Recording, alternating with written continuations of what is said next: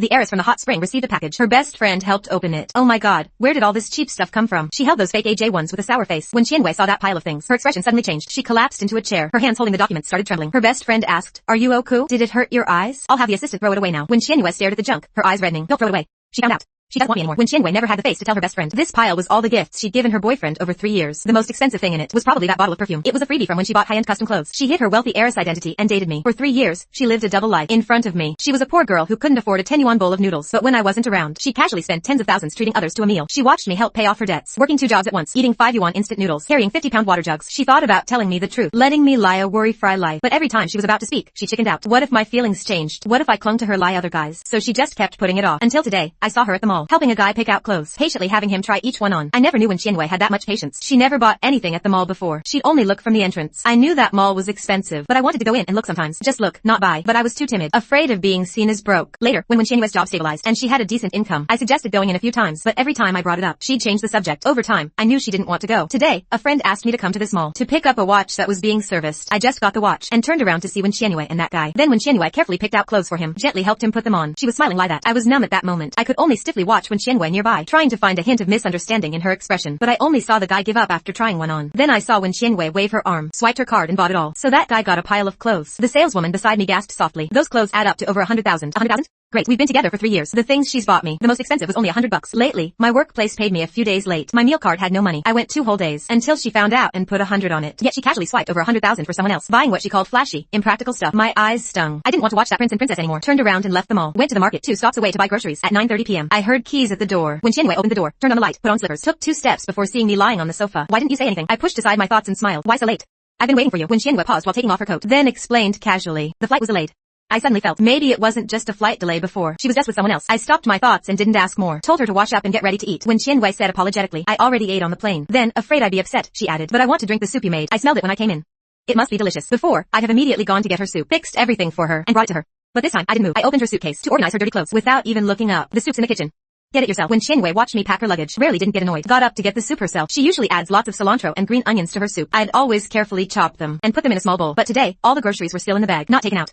The cilantro roots had mud on them. The chicken soup in the pot was perfectly cooked, thick but not greasy. Too bad it was cold. When Qianwei instantly lost her appetite, she'd already eaten a lot today. Now this just felt greasy. She turned to pour herself a glass of water. She went to the bedroom to find me, but saw a shopping bag on the coffee table. A black paper bag with only a white brand logo. This was a top jewelry brand. The cheapest item costs over 10,000. When Qianwei's heart sank, she picked up the bag and opened it. Inside lay an exquisite watch. It didn't look cheap. I came out of the bedroom, holding her dirty clothes. Saw when Qianwei holding my friend's watch box. I instinctively wanted to explain, but the image of her with that guy flashed in my mind. I held back the words and asked her, "Is it pretty? I think this watch is beautiful." When Qianwei frowned deeply, her look at me slowly changed. She didn't even ask who gave me the watch. Her accusing eyes told me I didn't deserve to wear such an expensive watch. She frowned at me and demanded, "How could you take someone else's things? Acting like this will make people look down on you. This is very valuable.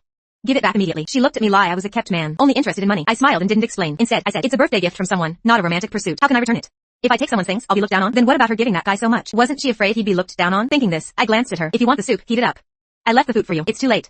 I need to go back to school." With that, I took the watch from her hand and put it in the box. As I reached the door, I stopped and explained, "And this watch is my roommate's. I'm just returning it to him." When Qianwei realized her mistake, she quickly caught up and said, "Jiang Chen, I wasn't suspecting you." Then she grabbed my arm, trying to pull me back. Her tongue softened. "I just got back from abroad. I'm tired. I wasn't upset with you. You shouldn't have deliberately misled me. I'm sorry. We haven't seen each other in so long. Don't be difficult." "Oh, cool." I didn't argue, but I gave in and let her lead me inside, as if I didn't care about her earlier offense. Not tired from the trip, just tired from shopping all day with your new boyfriend. Seeing I wasn't angry, when Qianwei felt relieved and pulled me toward the bedroom. "I brought you a gift from Paris. You'll lop it." I followed silently. Earlier, when I was organizing, I saw a big Bren's green box in the suitcase. Inside was a tie. I opened it and looked. Didn't touch the tie. Put it back as it was, because I wasn't sure it was for me. What if her new boyfriend forgot to take it? But now I was sure this tie was for me. Bought in France. It must be worth something. Looks like my treatment has improved. I followed her into the bedroom. When Qianwei rummaged through the suitcase, found an inconspicuous black box among the clothes. Smiled and handed it to me. "Happy birthday, boyfriend." The box was small and very delicate. I looked at that small box, but in my mind, I saw my heart being cut open by when Qianwei's smile today. The tie box was still sitting in the suitcase, not hidden at all, boldly showing off its value. I smiled painfully, my heart aching. "Thanks. I guessed it was perfume or something." The brand was the same counter I saw when Qianwei at this afternoon. Should I be grateful that when Qianwei, while with someone else, still remembered me? Or should I be sad that I didn't even get a tie? When Qianwei saw I wasn't very happy. "This perfume is one I specially picked. French perfume is famous. Try it first. If you like it, I'll bring back a different scent next time. I don't wear perfume. I can't stand the smell." Qianwei knows that, but now she gave me a bottle anyway. "Thanks. I need to go back to school now. It's getting late." With that, I turned to leave this place. It was suffocating me. My birthday was over. I was lucky to catch the last bot. Got back to the dorm at 10:30. I accepted that perfume. I didn't want to argue with Wen Qianwei anymore. Insisted on going back to school. Didn't plan to stay overnight. Wen Qianwei wanted to drive me. I said she must be tired from the trip. Told her to rest well since she had work tomorrow. We have a 4-person dorm. My roommates were still awake when they saw me come back. Lin Feng grinned meaningfully. This isn't right. It's your birthday. Your girlfriend just got back today. Perfect time for some romance. Why are you back? Curfew's at 11. Where else do I go? I said, while pulling out the bag with the watch. Song Mingyu, this is your watch. Trek if it's so cool. I handed the bag to Song Mingyu. Song Mingyu opened it and looked, tossed it on his desk. Luo Hao smiled at me. So what birthday gift did your girlfriend bring from France? Don't hide it. Let us see. I put a small black box on the table. Here it is. Then I put the balcony. Lin Feng couldn't contain his curiosity. Opened the box directly. Inside was a delicate glass bottle. A faint scent wafted out. Perfume? She brought you perfume? Don't you not wear perfume? Luo Hao was also puzzled. She came back from the fashion capital and brought perfume. Luo Hao and Song Mingyu exchanged glances. Song Mingyu picked up the perfume and unwrapped it. Sprayed it in the air. The scent wasn't strong, but it wasn't something that I would use. Song Mingyu calmly put the perfume back, picked up the box and turned it over. There was a faint glue residue on the bottom, the mark of a torn-off label. Song Mingyu frowned and tossed the box back on the table. A poor guy lie, you can't appreciate nice things. You'd better keep this for yourself. Don't spray it and embarrass yourself. A loser doesn't deserve such good perfume. Lin Feng didn't lie that. Why are you talking lie that? Luo Hao nodded in agreement. He also thought Song Mingyu went too far. Song Mingyu snorted disdainfully. I'm just stating facts. If you don't deserve my things, don't try to force it, or you'll just be looked down on. Lin Feng wanted to argue back, but Luo Hao held him back. Song Mingyu's family was rich, and he was always blunt. Never cared about saving face. I didn't mind. I smiled at his sarcasm and said calmly, yeah, I wear cheap cotton t-shirts. I really don't deserve such good perfume. And I never use perfume anyway. Lin Feng and Luo Hao wanted to defend me, but I shook my head. I've been sold by Song Mingyu before, but today, I felt he was right. On the bot back. I looked at the tie in Wen Qianwei's suitcase on my. It was a classic from a certain brand, but it wasn't for me. Most likely bought for that guy. And he forgot to take it. I laid down on my bed. That perfume was by my pillow. The matte box had elegant patterns, small but exquisitely detailed. Song Mingyu was right. I didn't deserve it. Wen Qianwei could wear designer brands and sock with a guy. Casually swipe 100,000 without blinking. Not even a frown. But when she came home to me, she wore cheap clothes. Everything showed her frugality.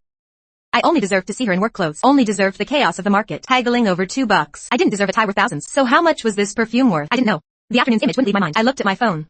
No messages. Wen Qianwei didn't even ask if I got back safely. To the dorm. My birthday was over. Maybe Wen Qianwei was over too. Woke up at 9. Class at 10. At noon, I got birthday gifts from Lin Feng and Luo Hao. A razor and a new hoodie. I left early yesterday. Wasn't in the dorm, so I got their gifts today. Not expensive, but practical for me. I liked them. No class in the afternoon. I studied at the library all day. My phone was silent. No calls from Wen Qianwei. I didn't call her either. Didn't even think of her. Yesterday felt like it never happened. Before, if I missed her call during class, she'd come straight to the classroom to find me. But now, a whole day and night without a single message. In the evening, the 4 of us ate at the cafeteria. Song Mingyu picked at his food. Complained the cafeteria food was bland. The ribs had no meat. Suggested we go to the mall for good food tomorrow. Usually, I'd skip these roommate dinners because I had to work. But today, looking at the perfume on the table, I nodded. Let's go together tomorrow. The next morning, we took a bot to the city. Song Mingyu's chosen restaurant was on the 6th floor of that mall. The price and taste matched his rich kid standards. While they looked at phones at the counter, I went to the counter where Wen Qianwei took that guy. The perfume she gave me yesterday was from this brand. The saleswoman happened to be the same one. She smiled warmly and introduced the products. Not affected by my old jeans and sneakers. This brand had many perfumes. I couldn't find the one she gave me. I didn't know how to describe it. Suddenly felt lost. Song Mingyu came over, barely glancing at me. Picked a shirt and tried it on. Seemed satisfied. I'll take these clothes and give me one of your newest perfumes. He looked down his nose at me with a disdainful glance.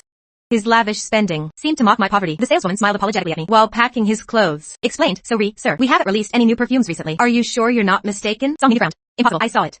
A black box with patterns on it. The saleswoman suddenly understood and explained, sir, that one is a fry gift. For members who spend over 100,000 points, they get a fry bottle of perfume. And this perfume is specially made for the domestic market. Only available here, not abroad. As she spoke, she seemed proud. Song Mingyu pretended to understand. No wonder.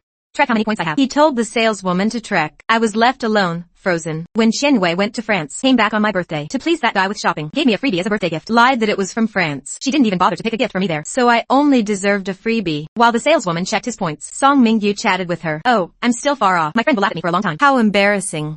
Song Mingyu was disappointed he didn't have points. He asked tentatively. Can you trek my friend Wen's points? I need to work hard to catch up. I have to beat her. To keep Song Mingyu as a customer. The saleswoman whispered. 1.14 million. A number I couldn't even imagine. In my hometown. That could buy an iHouse. I just felt ridiculous. A few years ago, when Qianwei was in a bad car accident. The situation was dire. We owed some medical debt when we were together. I often worked part-time to pay it off. I worked 2 jobs. One meal card fed 2 people. Later, her condition improved, but without me knowing. She spent over $1 million on clothes for someone else. The earliest purchases were 4 years ago. And it never stopped. My meal card fed her, but she had money for others. So I 10,000 a time. I was stupid. I only realized now. After when Qianwei started her internship, why our living conditions never improved. Song Mingyu paid and left with his bags. Pretended not to know me the whole time, but I didn't care. I followed him to the rest area. He tossed the shopping bag at me. Glared. Take it. Don't get the wrong idea. They both gave you birthday gifts. If I didn't, I'd be left out. That wouldn't be worth it. I can afford this. Don't say I look down on you. That brand's freebie. The bottom of the box has a label. Your perfume box had a bit of glue. Anyone who knows would suspect it's a freebie. Song Mingyu curled his lip disdainfully. Only a hit from the 6th law you wouldn't know. Always working your ass off. Giving your hard-earned money to someone else. Letting a woman fool you like that. Harsh words, but he was right. I smiled bitterly. So Song Mingyu had already suspected. That's why he asked about the perfume, and about Wen Qianyue's points and spending history. I knew he wasn't a bad person. I nodded at him. Thank you. Just consider it charity. Song Mingyu brushed it off, acting like he was afraid of Clinton to repay the favor. Got up to find Lin Feng and the others. After eating, we got back to school around dinner time. We were supposed to eat dinner there too, but I had a night shift at 11 p.m. So we headed back. I was sad about Wen Qianyue, but thinking about my future without this pain, I felt a glimmer of hope. No need to support someone else. The money I earned would be enough for a comfortable life. Let Wen Qianyue and her new boyfriend have fun. I'm not one to dwell on things. The West Gate was closest to the night market. Every evening, it was bustling, especially with couples. Wen Qianyue was standing outside the West Gate, watching us walk toward her. Come here, Jiang Chen, Wen Qianyue called out. Haven't seen her in 2 days. I seemed to be in a good mood. The unpleasantness of that day must have passed. Wen Qianyue's heart eased a little. Song Mingyu was the first to see her, nudged me with his shoulder, jerked his chin toward her, handed me the shopping bag he'd just given me, then went in with Lin Feng and Luo Hao. Luo Hao went in first. The three roommates didn't greet Wen Qianyue as if they didn't know her. Wen Qianyue did the same. Lin Feng and Luo Hao also ignored her. I never really introduced Wen Qianyue. Several times I asked her to eat with us. She always made excuses that she was busy. They didn't care about a meal. Pretending not to know each other was best. At this moment, it was better to act like strangers. I was hit hard by that perfume today, so I bought myself several outfits this afternoon. I walked toward Wen Qianyue without any guilt. Whether she says I'm wasteful or that I don't know how to live frugally, I now have enough confidence to face her. Wen Qianyue saw me coming and smiled at me. She gently took the shopping bags. She wasn't upset about me spending money. Why didn't you answer my calls? I was so worried about you. I took out my phone. At 3 p.m., there was a WeChat from Wen Qianyue asking what I was doing. She said she wanted to eat my cooking. I didn't reply, and soon after, several calls came in. My phone was on silent, so I didn't notice. At that time, I was at the mall asking about perfume, but I didn't say that directly. Shopping with roommates. Why are you working again? I have income now. Didn't we agree I'd support you? After Wen Qianyue got promoted, she felt bad for me. Working part-time was tough before. She worried I'd neglect my studies, so she didn't let me work part-time after class. These 6 months, I've really focused on my studies, improving my major courses. I shook my head and said it's fine. The night shift isn't long. 4 hours for $200. That's 6,000 income a month. I think the pay is pretty good. In my mind, I calculated the gap from 1,600 to 100,000. Even with 6,000 coming in, I still couldn't afford the cheapest shirt from that brand. Wen Qianyue sensed the problem and asked me, is the allowance I give you not enough? I'll give you more. I waved my hand and said, no, it's enough for living. Among college couples, a girlfriend giving an allowance. I've never even seen that. Just the fact that she thought of it is already hard. But the money she gives is only enough for my meals and buying groceries to cook for her. Not a cent more. There's nothing left for me to buy things for myself. And I'm used to not saying I'm broke. Wen Qianyue thinks the money she gives is enough for me. So after being supported like this for a while, my savings are almost gone. After the baptism of 100,000 these past 2 days, I'm ready to go back to working part-time. The next morning, I called the 24-hour convenience store where I used to work. They happened to need a night shift cashier, so I agreed to go. Tonight is the first night. The night shift is tough. It'll affect your studies. Listen, don't go. Wen Qianyue really does care about me. Before I started working, to support her and pay off her debts, I worked 2 jobs every day. I once collapsed from exhaustion. I shook my head. All my classes are done. I'm just finding something to do since I'm Fry, and I already promised them today. I can't back out. By mid-June, there's the school's unified recruitment. I need to save up some money to go to interviews decently. Wen Qianyue asked, is it because of shopping today? The things your roommates bought. You want them too? Thanks to that little brother of hers, she knows everything about men's clothes and accessories. Just now, she took one glance and could tell the difference between me and my roommates, not to mention the look in one of their eyes, which made her feel like he looked down on me. Looked down on me to the bone. In the past, I would have immediately argued, I don't care. And I really don't, because I wasn't born with that fate. I don't long for things I can't have. But this time, I didn't argue. I gripped the birthday gift I got at noon, casually took out the clothes and held them up to myself, gestured and asked her. I went to the mall today. The salesgirl, when I went to the mall that day, the salesgirl said this outfit really suits me. Does it look good? There are a lot of clothes there. I like them. I want to work another job. With the income, I could at least buy a few more of that brand. Wen Qianyue's head hurt just seeing the brand. Yesterday, she spent the whole day shopping for clothes with her brother. In the end, she bought everything for him just to get out. Thinking of this, she immediately said, if you lie these things, buy them. I'll reimburse you. First, put the stuff back. Tonight, I'll go with you for your shift. Tomorrow, you have to tell them clearly. You're not going. I didn't answer. Bitterness in my heart. There really is a difference. With a new boyfriend, she patiently helps him try things on. With me, it's just buy it and I'll reimburse you. I kind of wanted to ask, if I buy something for 100,000, will you reimburse that? I didn't ask, as if that would be my dignity. Wen Qianyue is actually good to me. She can do everything a girlfriend should do. Lie now. There's a customer in the convenience store. Wen Qianyue is at the register. I'm arranged to study on a chair nearby. Wen Qianyue saw the customer off and turned to find me spacing out. She thought I was confused about the book. She crouched in front of me and asked what's wrong. What don't you understand? She told me she did well in school. Sometimes, when I can't figure out a theory, Wen Qianyue helps me sort out the knowledge points. I slowly came back to my senses. Looking at the real person in front of me, I opened my mouth and asked, will we break up? I wanted to ask who that guy is, but what came out was this. Deep down, I still hold on to the last bit of hope for her. Hearing this, Wen Qianyue held my chin and leaned in, kissed my lips and said, don't overthink it. We'll never break up. But I wanted to ask, what about your new boyfriend? But the words got stuck in my throat again. Got off work at 6 in the morning. We bought some breakfast on the way. Back at the rental, I wasn't hungry but was sleepy. I crashed as soon as I hit the bed. Wen Qianyue still had some work to handle. She finished at 10 and came back to the bedroom. My eyes were tightly shut. I was sleeping deeply. Wen Qianyue knew I had something on my mind. She guessed it was related to my shopping yesterday, but she didn't want to take off her current disguise yet. So let me stay poor for a while longer. Anyway, I've been poor since birth. I was woken up by Wen Qianyue at 1 in the afternoon. Wen Qianyue was hungry. She doesn't like eating out. Usually, as long as she's in this house, I do all the cooking. But today, I took out my phone and ordered takeout. I'm really tired. I have to work tonight too. Let's just take out. Wen Qianyue was unhappy and asked, you're still going? Didn't we agree you wouldn't go today? I shook my head and said, we didn't agree. I never said that. Wen Qianyue frowned at me. No, this will affect your studies. Suddenly, Wen Qianyue remembered the clothes shopping yesterday and asked, is it because you want those clothes? We'll go buy them this afternoon. You're not allowed to work anymore. Jiang Chen was stunned, not expecting her to know. His heart grew even more bitter. No, I don't want them. I won't go tonight either. I'm too lazy to argue about these issues. The more we discuss, the more I'll know. Wen Qianyue clearly understands all this, yet she pretends not to know in front of me. Seeing that I didn't insist further, Wen Qianyue was satisfied. She knew that once I agreed, I wouldn't go back to working. Jiang Chen, I know you've suffered a lot for me these past 2 years. How about this? In 2 months, you'll be a senior. Move in with me after your classes are done. I'll slowly make it up to you. Oh, cool. I was a bit surprised. Living together? Wasn't she afraid of? I thought she wouldn't have much chance to see that new boyfriend. Then she spoke again. Next Friday, I'll pick you up. On Saturday, we'll go look at a car together. From now on, whenever I'm free, we'll look at a car. From now on, whenever I'm free, I'll go out with you to explore. She originally didn't plan to tell me about these plans, but she felt I was acting very strange today. Panicked, she blurted it all out. First, to stabilize me. Buying a car? I was surprised. Then I thought I was being too sentimental, but she could give it to someone else too. What's there to be happy about? It's something she's already decided anyway. It has nothing to do with me. Maybe buying a car was even decided with that other person. After lunch, I called the convenience store owner to apologize. The owner didn't say much, just agreed, and I went back to the bedroom to sleep. When I woke up again, it was 7 in the evening. There was no sign of anyone sleeping next to me. We often SE a bed, but our intimacy only goes as far as hugging and kissing. Anything more has basically never happened. I got up and left the bedroom. It was pitch black outside. Only the study light was on. I went back to the bedroom to pack my things. Knocked on the door to tell Wen Qianwei I was leaving. There was no answer for a long time. I pushed the door open. No one was in the study. The small room had a wall of bookshelves with her books on them, mostly books from her college major. On the old desk next to it, Wen Qianwei's laptop screen was still on. It hadn't gone to screensaver, meaning she was just using it. On the screen was a car introduction. I only saw 2 people linked together on the logo. The price below was over 8 million. Faced with this number, I felt nothing. 8 million? I didn't even look. I was drawn to the photo frame next to the laptop. In the wooden frame wasn't a photo of me and Wen Qianwei, but of another guy. The photo was vintage and yellowed. The man inside was wearing a black suit. His hair was neatly combed. His eyes showed gentleness and determination. No extra decorations on him. Only a gold watch on his wrist. That watch looked familiar. I didn't think much of it. I put the frame down, then got up and left. Wen Qianwei wasn't there. Entering her study without permission and moving things around wasn't appropriate. I left a note for Wen Qianwei, then went out. The sensor light in the old building was dim yellow. I quietly waited for the elevator in the silent hallway. I faintly heard Wen Qianwei's voice coming from the back stairs. I couldn't help but quietly move closer. Her voice gradually became clear. The car, I picked it out for you. We'll pick it up next week. I'll find a driver to take you around. When you start college, we'll get a new car. My little young master, don't be mad at me anymore. Oku, I haven't slept well these past 2 days. Her voice was soft and coddling to the person on the phone. A gentleness I'd never heard before. The little young master is still a high school student. She's really patient. I was expressionless. Numbly, I walked into the elevator, driving an 8 million car.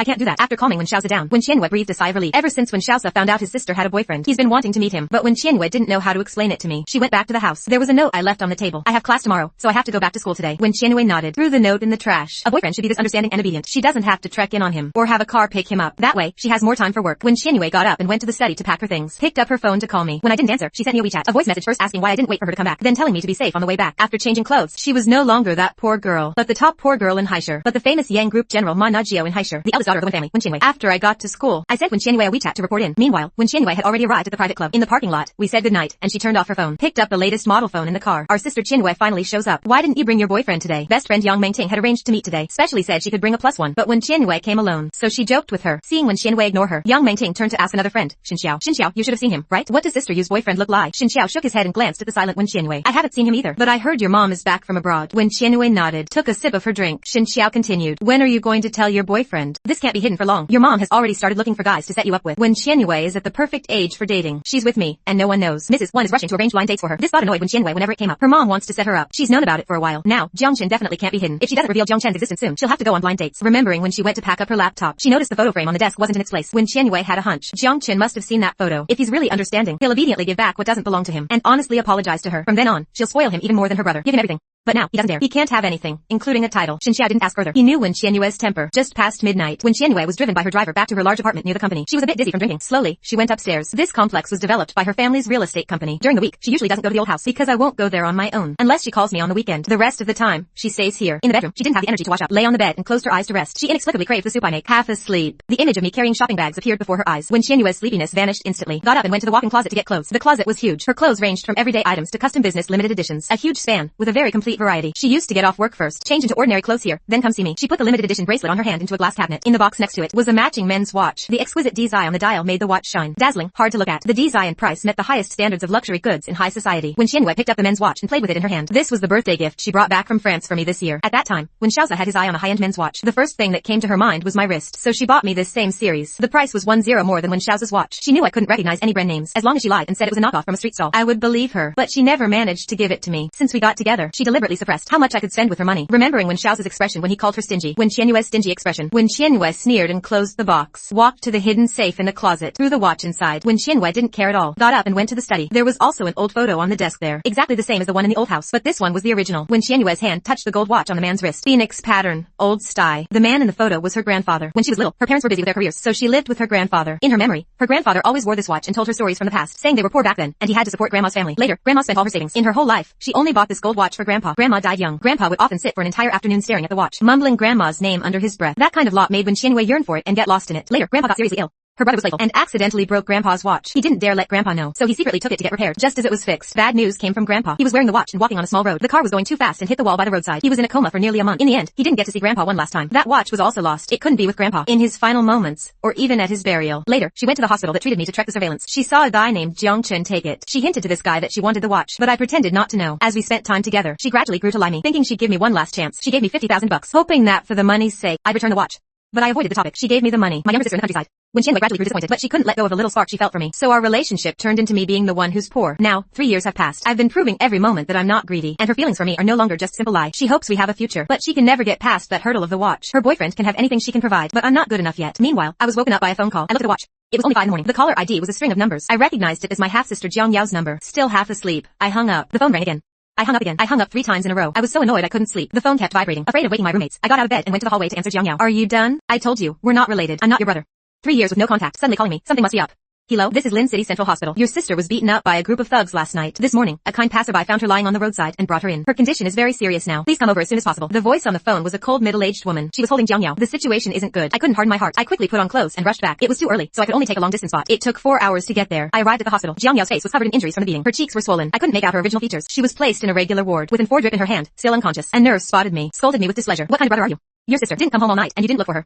You didn't even call her back. You didn't look for her, and you didn't answer her calls. Obviously, the nurse who called earlier was this one, venting her frustration from the morning call. I apologized, making excuses that I was busy. The nurse disapproved of me, but the word busy is too common in hospitals. After letting out her anger, she told me to go find the attending doctor quickly. The doctor was a middle-aged man, holding the x-rays taken of Jiang Yao earlier. He said, 3 broken ribs, fractures in the left forearm and right leg. Internal organ damage can't be ruled out. Go pay the fees and get her admitted. I'll arrange for more detailed tests. I nodded and went to pay and handle the paperwork. After all the procedures were done, Jiang Yao had already been taken for tests. Jiang Yao's phone lay alone on the hospital bed. I picked up Jiang Yao's phone. This phone was a gift from our dad when she started high school 3 years ago. Jiang Yao got a new phone and gave me the one she was tired of. I never had the money to replace it, so I've been using it until now. The phone case was worn and battered. It was very clean. I opened Jiang Yao's phone to track her contacts. There were only 3 contacts. Our deceased parents and me. Not even a single classmate. The call log was also very simple. The most recent one was the call she made to me last night. The one before that was from 3 years ago, when I called. At that time, I gave her 50,000 bucks. Called her to cut ties. Thinking about Jiang Yao's battered face just now, I remembered the call from last night again. She must have been beaten and barely conscious. Called me for help. A wave of unspeakable sadness washed over me. You idiot. Why didn't you call an ambulance instead of me? The phone's wallpaper was from when we were very young. A family photo of the 4 of them. Back when this family was just formed. My stepmother was nigh to me. Dad held me. Stepmother held young Jiang Yao. I stared at this photo in a daze. Dad was still young back then. He held my hand and said, this is your new mom. She'll take care of you from now on. How kind and gentle my stepmother seemed then. How ruthless she was when she sent me away. I don't know how long passed. Jiang Yao was wheeled in by a nurse. I calmed her down and went to cook for her. Meanwhile, when Qianwei didn't fall asleep until dawn, she woke up in the afternoon. We agreed to pick me up today. She quickly got up, changed, and left. She planned to buy a car fitting his status now. It would be convenient for commuting. He'd had enough of these years. Taking the bot in front of me. He didn't want to squeeze onto the subway anymore. He'd already picked out a car around 100,000, just waiting to take me to see the color tomorrow. Arrived at the university gate when Qianwei called me. Jiang Chen, I'm at the school gate. Come out now. On the other end, I was skimming the bone broth. Then I remembered we agreed to see the car tomorrow. I opened my mouth to mention Jiang Yao, but changed my mind, remembering when Qianwei didn't lie her. So I made an excuse. I might have to entertain guests tomorrow. Can't go see the car. When Qianwei was unhappy, you're working part-time again? Didn't we agree you wouldn't? I couldn't think of what to say. I lied, saying Lin Feng found a tutoring job, but he has something this week and needs to go out, so he asked me to cover 1 class for him, knowing I couldn't come. When Qianwei thought it was fine, she'd just bring Wen Xiaoza to pick the color tomorrow, then surprise me. Maybe that would be better. Fine, I'll head back first. We'll go see the car when you're fry. When Qianwei was used to it, I always had to work. She usually didn't bother me during my time. When Xiaoza was a sophomore in high school, he only had the weekend off, and I wasn't around. Weekend off, and I wasn't around. When Qianwei just went home, just in time for dinner. The family of 4 sat at the table for a reunion dinner. At the table, Dad was het pie. He took out wine he'd saved for years to have a few drinks. At the table, Mom looked at Wen Qianwei and said, a few days ago, I went out for tea. Ran into Uncle Ji and his son. That young man is a junior in oil painting at Ocean University. If you don't have a boy, you lie. In a few days, I'll find an opportunity for you to have a meal together and get to know each other. When Xiaoza finally sensed something wrong, he quickly spoke up to stop her. Mom accidentally sold out her sister. Mom, stop setting up blind dates for my sister. My sister has a boyfriend. They've been together for almost 3 years. When Qianwei shot Wen Xiaoza a glare. The 10,000 she sent on him a few days ago was wasted. He guarded her for 2 days and then sold her out. Hearing her daughter had a boyfriend, Mom got interested. Dad pretended to drink, but he was actually eavesdropping. Really have a boyfriend? Why not bring him home to meet us? Why hide it? We're not those old-fashioned, conservative parents. When Qianwei hummed in agreement, admitting she had a boyfriend. He's also at Ocean University, a junior. When Xiaoza saw Wen Qianwei wasn't angry, he grew bolder, told everything he knew. Yeah, that guy is really nigh. Dad, you don't know. At first, my sister pretended to be poor and in debt. That guy worked part-time to support her, helped her pay off debts. Hearing this, Dad shook his head disapprovingly. Mom frowned too. That's not good. Sincerity is key in relationships. You shouldn't hide your background and deceive him. You're planning to spend your life together. He'll find out eventually. How would that young man handle it then? Deliberately making him suffer. Who wants to be deceived like that? When Xiaoza had his parents' support, he kept adding fuel to the fire. A few days ago, it was that guy's birthday. My sister actually gave him a gift I got for Fry. That guy is still in the dark. Thinking my sister is very poor. That's even worse. Dad scolded Wen Qianwei. You're not sincere with him. If there's a rift, don't force it. Don't deliberately drag him down. Wen Qianwei quickly clarified. Dad, I'm sincere with him. When Xiaoza didn't believe her. She needed discipline. He wanted to tell Mom and Dad all her bad deeds, so they could teach her a lesson, to treat her boyfriend better in the future. Alright, don't be angry. Since our daughter is sincere, find a chance to bring him home to meet me. Mom calmed Dad down. She also thought her daughter was wrong. How could she deceive him? Wen Qianwei grunted. This was developing faster than she expected. She had planned to wait until I returned the watch, then bring me to meet her parents. But now that Wen Xiaoza exposed it, she'd have to speed up the original plan. Meanwhile, I stayed at the hospital. Jiang Yao woke up in the evening. She fell asleep again a few minutes after eating. I just stepped out. A nurse led me to a quieter ward. Inside stood 2 police officers and an older man. The nurse introduced me. This is Jiang Yao's brother. The man politely introduced himself. Hello, I'm Jiang Yao's homeroom teacher. These officers are handling Jiang Yao's case. Jiang Yao's incident is strange. Usually, thugs don't fight that hard. But Jiang Yao is seriously injured. She must have a grudge with those thugs. The teacher explained Jiang Yao's situation. The school will protect the student, of course. But Mr. Jiang hopes you can. Ask Jiang Yao who hit her, so he can cooperate with the police. I nodded. Teacher Ma didn't stay long. After seeing the police out, he came back. They ran into Mr. Jiang again outside the ward. I couldn't say much with the police there. Jiang Yao is off. Some classmates have whispered they've seen her with some shady people. Teacher Ma was vague, but I understood from his expression. I understand, Teacher Ma. I'll ask him. This involves gangsters, not just thugs. Wen Qianwei was woken up early by Wen Xiaoza. She drove Wen Xiaoza to school. Thanks to Wen Xiaoza's relentless betrayal last night, her parents knew about him and me. They called her to the study and gave her a good scolding. Wen Qianwei didn't tell her father the reason she and I had been hiding our relationship. But her father was right about one thing. If she truly wanted to be with him, she should be honest with him. Be together openly and honestly. After her father's scolding, Wen Qianwei actually felt better. The shadow in her heart had lifted somewhat. She gave up on a 10,000 yuan car and ordered the car I'd been eyeing for a long time. She planned to come clean with me in the next few days. When the car arrived, she'd give it to me as a birthday gift to make up for all the hardship I'd endured. We'd get engaged after I graduate, then enjoy 2 years as a couple before getting married. On her way back after ordering the car, Wen Qianwei remembered a keychain she bought to give me, but she tossed it in a drawer and forgotten. She thought about hanging the car keys on it. I'd probably lie it. She turned the Porsche around and drove to the old rented house. Wen Qianwei remembered to pick it up from the old place. She remembered the thing. She deliberately put it in my pile of clothes, thinking when I changed clothes, I'd naturally see it. Who knew I'd never noticed it for so long? Wen Qianwei opened the wardrobe, looking for the keychain inside. I didn't have many clothes here. A thin stack. She found it at the bottom. Wen Qianwei picked up the keychain and noticed a corner of the wardrobe, a black velvet bag under my clothes. It was the bag for her grandfather's watch. Wen Qianwei's hands trembled. A bad feeling washed over her. She picked up the bag. The feel told her the bag was empty, but she still opened it, unwilling to believe. Inside was only a piece of paper with a receipt written on it. A pawn shop receipt. Jiang Chan sold it. Her grandmother's token of love to her grandfather. The only keepsake her grandfather left her. Jiang Chan sold it for just a few thousand yuan. Meanwhile, I learned the whole shittery at the police station. The person following me was Jiang Yao's uncle. It all started with this house. After their parents died, Jiang Yao lived alone. Jiang Yao's uncle had been doing business. He was fairly well off. He'd once lent Jiang Yao's mother 200,000 yuan. Then Jiang Yao's mother died. The uncle felt sorry for Jiang Yao, so he put the debt on hold, telling Jiang Yao to pay it back slowly when she had a job. I hadn't been home for 3 years. Jiang Yao's uncle often came to trek on her. Over time, he learned the house was in Jiang Yao's name. Last year, his second son needed to go to school. His wife pushed him to ask Jiang Yao to transfer the house to him. The 200,000 debt would be forgiven. That way, the uncle would get a spot in a good school district, and Jiang Yao wouldn't owe anything. But Jiang Yao refused. The uncle tried everything, but it didn't work. He knew Jiang Yao was a minor. The transfer needed me, her guardian, present. So the uncle waited until Jiang Yao turned 18. Jiang Yao still refused, so he got some shady friends to scare her. But those guys didn't know their own strength. They scared Jiang Yao into the hospital. The uncle was scared these past few days. He hadn't gone to the hospital. He hung around the house, waiting for Jiang Yao to return. Then he saw me come back and followed me to talk about convincing Jiang Yao to sell the house. Today, he was waiting outside the house. I mistook him for a thug and beat him up. He's still in the hospital getting stitches. After Jiang Yao's aunt and kids arrived, they yelled at me. The hospital staff called the police. The police came and pulled me off him. I was taken to the station for questioning. Officer Chen, handling the case, explained. He connected the 2 cases and told me, Jiang Chen, I won't comment on your father, but Jiang Yao has changed a lot. She has her college entrance exam in a month. I hope, for the sake of your past as siblings, you can help her at this critical time. I didn't answer, remembering my own exam year. The test site was in that house's school district, but my stepmother wouldn't let me stay for 2 nights. I stayed in a cheap motel those 2 days. Officer Chen saw I wasn't speaking and continued. Her aunt is a real shrew. Making a big scene won't help anyone.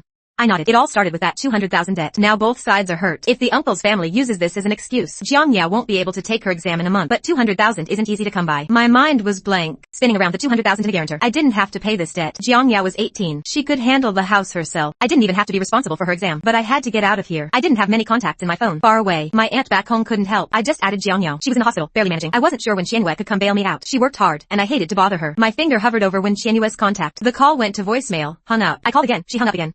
Over and over. I was stuck in a loop. Normally, if when Qianwei didn't answer, I wouldn't call again, not wanting to disturb her. But today, I kept calling until she got annoyed. Answer the phone. When Qianwei's annoyed voice came through. What is it? Compared to her annoyance, this interrogation room was too quiet. I didn't want to stay here. I went back home on Friday. I thought for a long time, planning to confess everything from the past few days. And then? You reunited with your sister. What do you want from me now? She knew I went back home. Right now, when Qianwei just felt disgusted, I sold the watch behind her back to support that half-sister. I wanted to say I was stuck here. No one could get me out. But her undisguised disgust made me feel on guard for no reason. I was asking her for money. The image of that afternoon came back. Her with her new boyfriend, swiping 100,000. But she'd said we'd never be apart. My last hope rested on when Qianwei's next words. I mustered up a faint courage. When Qianwei, I mustered up a faint courage. I'm in a bit of trouble. Can you lend me some money? For the sake of the 2 years we ate steamed buns and fry soup. Lend me some money. I can pay you back bit by bit. She laughed mockingly and agreed. Sure. How much do you need? I could hear the sarcasm. Because in my long life, I'd heard that tone ingrained in my bones. I already knew the answer. I closed my eyes and said the number, 100,000. Jiang Qin, you might as well go beg. Her voice was final, then she hung up. Only the dial tone remained. The words were insulting, but I didn't feel hurt. I should have accepted it by now. All these years I've lived, every effort I made was never returned. I curled up. It was already 1 in the morning. I'd have to explain tomorrow and leave on my own. Blood from my head dripped down my face. I wiped it off, my hand covered in red. Footsteps approached. Officer Chen came in. Jiang Chen, you can go. I nodded without asking anything. Followed Officer Chen out. In the cold lobby stood a girl, one leg and one arm in a cast, barely standing on crutches with the other limbs, waiting in the cold lobby. Seeing me come out, her swollen face grinned. Incredibly het pie. Brother, I'm here to get you. Leaving the police station at 1 in the morning. No clinics were open. Luckily, the cuts weren't serious. I got some water, used toilet paper to clean the blood off my face, helped Jiang Yao home. The hospital was too far. We'd stay home for the night. Take Jiang Yao back to the hospital tomorrow. As I walked in, I thought to myself, Dad, I'm home. Jiang Yao saw me in a daze. She felt uneasy. Brother, I didn't mean to run out. I heard Aunt hit you. I was worried. I shook my head and went to the bathroom to clean up. I also brought out a basin of hot water for Jiang Yao to soak. Her good leg was covered in mud. I didn't need to ask. She hopped all the way to the police station on her crutches. I can do it myself. I want to take a shower. Jiang Yao was flattered and quickly refused. I insisted on doing it myself. Her feet had blisters that had burst. Dried blood stuck to her soles. She couldn't let her brother see. Jiang Yao didn't want me to see, so I didn't push. I got up and went to her room to get her some clean clothes. After her shower, Jiang Yao lay in bed. Seeing me about to leave, she quickly sat up. Brother, don't go. Mom and Dad are gone, and you left too. I'm alone here. Every time I close my eyes, I see all of you in this house. I want to go with you, but in my dreams, Dad said you didn't leave, so I shouldn't either. These 3 years, she'd been in constant pain, knowing I didn't lie her. She didn't dare come find me. She just stayed in this house, trapped, waiting for me to come back and see her. She had no one left. The brother who took care of her as a child had abandoned her. She really had no will to lie. I sighed softly. I'm not leaving. Jiang Yao was het pie, snot running down her face. She struggled to move to the inside of the bed, leaving the outside spot for me. Don't worry about my uncle. I'll work after the exam to pay him back. I won't let him bother you again. She heard from Officer Chen about what happened to me today. Jiang Yao felt useless, always dragging me down. I asked, a bit confused. Your uncle offered you an extra 500,000. Why are you still keeping the house? That's basically selling it for 700,000. In a small town, that's not a bad deal. You could sell it and make your life easier. Now you're skin and bones. Even broke your bones. Jiang Yao shook her head, remembering it was dark and I couldn't see. She spoke with a sob in her voice. If our parents are gone and we sell this house, we won't have a home. Brother, no matter where you go, this is your home. I'll wait for you here. I haven't had a home for a long time. When Qianwei is gone too. I stopped talking, closed my eyes and pretended to sleep. When I opened them again, Jiang Yao was asleep. I got up, grabbed my phone, and went to the bathroom. Called Song Mingyu. Asked him to get me a week off from school. I couldn't leave with Jiang Yao like this. As for Wen Qianwei, after tonight, I wasn't angry or sad anymore. My suffering had nothing to do with her. Others have absolute control over their money. I had no right to expect anything. Looking at my disheveled self in the mirror, hair a mess, stuck with blood clots, swollen cheeks and dark circles under my eyes, made me think of Wen Qianwei's new boyfriend. I muttered to myself, I'll get through this. Wounds heal. Everything will be okay. The 5 years after I lost my mom, being sent back to my grandma's by my dad. My mom, in my dreams, comforted me the same way. Breakup, debt, injury. How much worse can it get? Meanwhile, when Qianwei went out drinking with her childhood friend late at night, Xinxiao sat beside her, not drinking, scrolling through short videos on her phone. She had work tomorrow. At least one of them had to stay sober. When Qianwei was heartbroken now, she'd let her have this hangover. Xinxiao turned to sit next to Wen Qianwei, asked about Jiang Chen. When Qianwei slammed her glass on the table, then nodded. Xinxiao was confused. She was dating Jiang Chen, even past the big hurdle of her parents. What was she still agonizing over? Jiang Chen sold that watch. When Qianwei swallowed a bitter drink, Xinxiao thought she was making a mountain out of a molehill. Didn't you already suspect he sold the watch? What's your problem now? I think you should just break up with him. Better a short pain than a long one, so you don't think of the watch every time you see him, and go crazy every now and then. The worst part is he doesn't even know why. Hearing this, when Qianwei felt worse, he just called me to borrow money for his sister. Jiang Yao's mom owed her uncle 200,000 before she died. Last year, the uncle came to collect. Jiang Yao kept avoiding him. These past few days, the uncle had people beat her up. She went back home on the weekend. I bet her sister begged him for money. I know Jiang Chen is soft-hearted. He can't refuse when someone begs. He took on the debt. How much? Xinxiao was curious. How much? To make Miss Wen bring up the old watch issue. When Qianwei said flatly, 100,000. Xinxiao was shocked. 100,000? Did you miss a zero? Did you give it to her sister? When Xiao's and Linghua's expenses are more than that. He's actually making a fuss over it. Don't say he didn't give it. Otherwise, he'd feel it's not worth it for me. When Qianwei shook her head. No. This is a crazy world. If Wen Qianwei wasn't his direct bot, Xinxiao would want to dunk Wen Qianwei in water to sober her up. My dear sister. Hey, don't forget, a few days ago, you spent 100,000 on toys for your brother. Xinxiao is actually older than Wen Qianwei, but the awful things Wen Qianwei does make Xinxiao admire her and willingly concede. Calling me sis doesn't explain the watch thing. You don't want to break up. These 3 years, you've been stringing him along half-heartedly. What are you going to do with him? You might as well just break up. Xinxiao knows I've truly given my all to Wen Qianwei these 3 years. As far as he knows, this is the first time I've asked Wen Qianwei for anything, and it's borrowing money, which has to be repaid. It's not like asking for an allowance between boyfriend and girlfriend. This guy is really suffering, having to deal with Wen Qianwei. He's been with you for 3 years. How much has he saved you? And you. He supported you with his hard-earned money from working, put you through school so you could succeed. Now he asks to borrow money, and you won't give it. Calculate the high cost of living in Haishur. The money he spent supporting you those 2 years, if not 100,000, then at least 8,000. The more I talk, the angrier I get. Xinxiao felt her head burning. She thought Wen Qianwei was even more feverish in the head. That is, after Wen Qianwei realized it, she also felt sad. Sad that her long-held suspicion was confirmed. Grandma's watch could never be found again. Also sad that she just couldn't bring herself to cut ties. She actually regretted it too. If Jiang Chen called again, she would give him 100,000 for the emergency. But so far, not a single message on her phone. When Qianwei comforted herself, if I really need it urgently, he'll definitely call again. This time, he won't make it hard for me. He'll just give it. He hasn't called now, so it means it's not urgent. Xinxiao then thought of something, grabbed Wen Qianwei's arm and asked, have you thought about how to solve this? If you don't break up, sooner or later he'll find out you're wealthy. Yet you wouldn't even lend him money for a drink. What will you do then? Tonight's drinking party alone cost more than 100,000, but he wouldn't lend it to him. When Qianwei was speechless. He doesn't know. A long time ago, when he saw me unwilling to buy a new dress for his sake, she started thinking about this problem. On one hand, she was conflicted about mistreating me over the watch. On the other, she was nervous about being found out. Xin Xiao concluded. A dead end. Breakup. I asked my roommate to help me take a week off. On Friday, I took Jiang Yao to the hospital for a checkup. Let her stay in the hospital for a couple of days. Then I took a TAC 11 back to school. Just as I arrived at the dormitory building, I looked up and saw Wen Qianwei standing downstairs. She's naturally very attractive, drawing whispers from many students passing by. A bold guy went over to talk to her. Wen Qianwei shook her head and refused. She was facing the dorm building, with her back to me. It was almost dark. Everything around became blurry. The streetlights weren't on yet, but I recognized Wen Qianwei at once.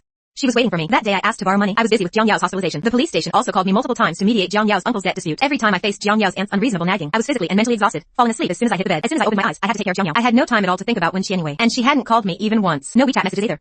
I walked towards Wen Qianwei. Before, she always asked the dorm matron for permission. She never waited for me downstairs at the dorm. Because of my relationship, she has a deep prejudice against Jiang Yao. It's understandable that she wouldn't lend me money. I thought, since she waited for me today, maybe I should explain things clearly to Wen Qianwei. I hadn't taken a few steps when a guy came out of the dorm building. He was carrying a branded small luggage bag. He saw Wen Qianwei's location, waved and smiled at her.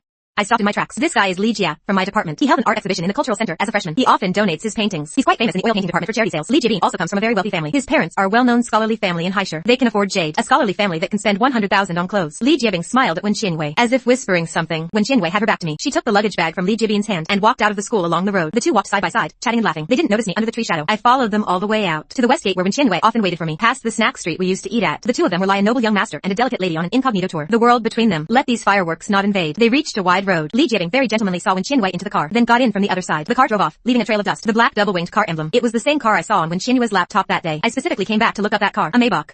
I looked down at myself. My basketball shoes had just accidentally stepped in dirty water. I turned around and walked back to the dorm. I didn't know when I started walking flat-footed because my feet hurt. I looked up and saw Song Mingyu showing off a new pair of AJS, exactly the same as Li Jiabing's, just a different color. How about it? Not right? A recently released collaboration, airshipped from the US, over 80,000 bucks. I looked down and smiled. My shoes cost 50 bucks. Li Jiabing doesn't have any siblings either. Wen Qianwei and she are in a romantic relationship, not siblings. Summer clothes need changing daily. I'm the type that sweats a lot. 2 sets of clothes in the dorm aren't enough for washing. I decided to call Wen Qianwei. I wanted to get my clothes back from the old rented house. She didn't answer. It was turned off. I took the bot to the old house. The moment I opened the door, a wave of dust hit me. I didn't smell half of it. I went straight into the bedroom to pack my clothes. I don't often stay here overnight. Not many clothes or items. A medium-sized supermarket plastic bag was enough to hold everything. After packing, I was about to leave. Passing by the coffee table, I saw a bag sitting on it. Black velvet material, embroidered with mandarin ducks playing in water on the velvet. The bag looked a bit familiar. I couldn't remember where I'd seen it. I picked it up and looked at the gold stop receipt inside. It brought the memory back to me. This was what Wen Qianwei was holding during the car accident. Inside was a gold watch. Wen Qianwei was unconscious at the time. She needed emergency surgery. I didn't have any money to pay the medical bills, so I sold the watch inside to pay for her medical expenses. Later, Wen Qianwei was transferred, and I didn't see her. I kept the bag, thinking I'd have a chance to explain to Wen Qianwei, but I missed the best time to explain. After we got together, Wen Qianwei and I were both too busy. Gradually, I forgot about it. Now this bag on the coffee table means Wen Qianwei has also seen it. I picked up my phone and sent Wen Qianwei a WeChat message to meet tomorrow. I should also explain this bag, so she doesn't misunderstand what happened to the gold watch. Wen Qianwei didn't reply, and I didn't ask again. The next day, I went to the agreed place to wait for Wen Qianwei. I waited until dark, but she didn't come. I gave up on the idea. Maybe she doesn't care anymore. Maybe she's afraid I'll ask to borrow money again, and is deliberately avoiding me. During the week, I told the department head about Jiang Yao's injury, and asked for another week off to go back and take care of Jiang Yao. Jiang Yao recovered quickly. After a few days in the hospital, she could be discharged to recover at home. Jiang Yao's homeroom teacher, Teacher Ma, brought her books over. Jiang Yao started studying at home. The police mediated multiple times. Jiang Yao's uncle's side agreed to offset the injuries against each other. It was agreed that Jiang Yao and I wouldn't pursue the assault case, but the 200,000 owed must be repaid as soon as possible. Otherwise, he would file a lawsuit after Jiang Yao's college entrance exam. This 200,000 is no small amount for me. I basically had no savings from the 2 years with Wen Qianwei. I only had 20,000 left from the second half of the year. I originally planned to use this 20,000 for my master's degree. Now it seems I can't keep it either. Jiang Yao returned the card I had given her before. There was still 40,000 in the card. Over these 3 years, for tuition and living expenses, she only spent 10,000. I scraped together all the money I had. I was still short 120,000. Jiang Yao told me not to worry about the debt, but 2 days later, a court summons arrived. The court date was set for 3 days after Jiang Yao's college entrance exam. Her uncle really wanted to force Jiang Yao to give up the house. I had no choice.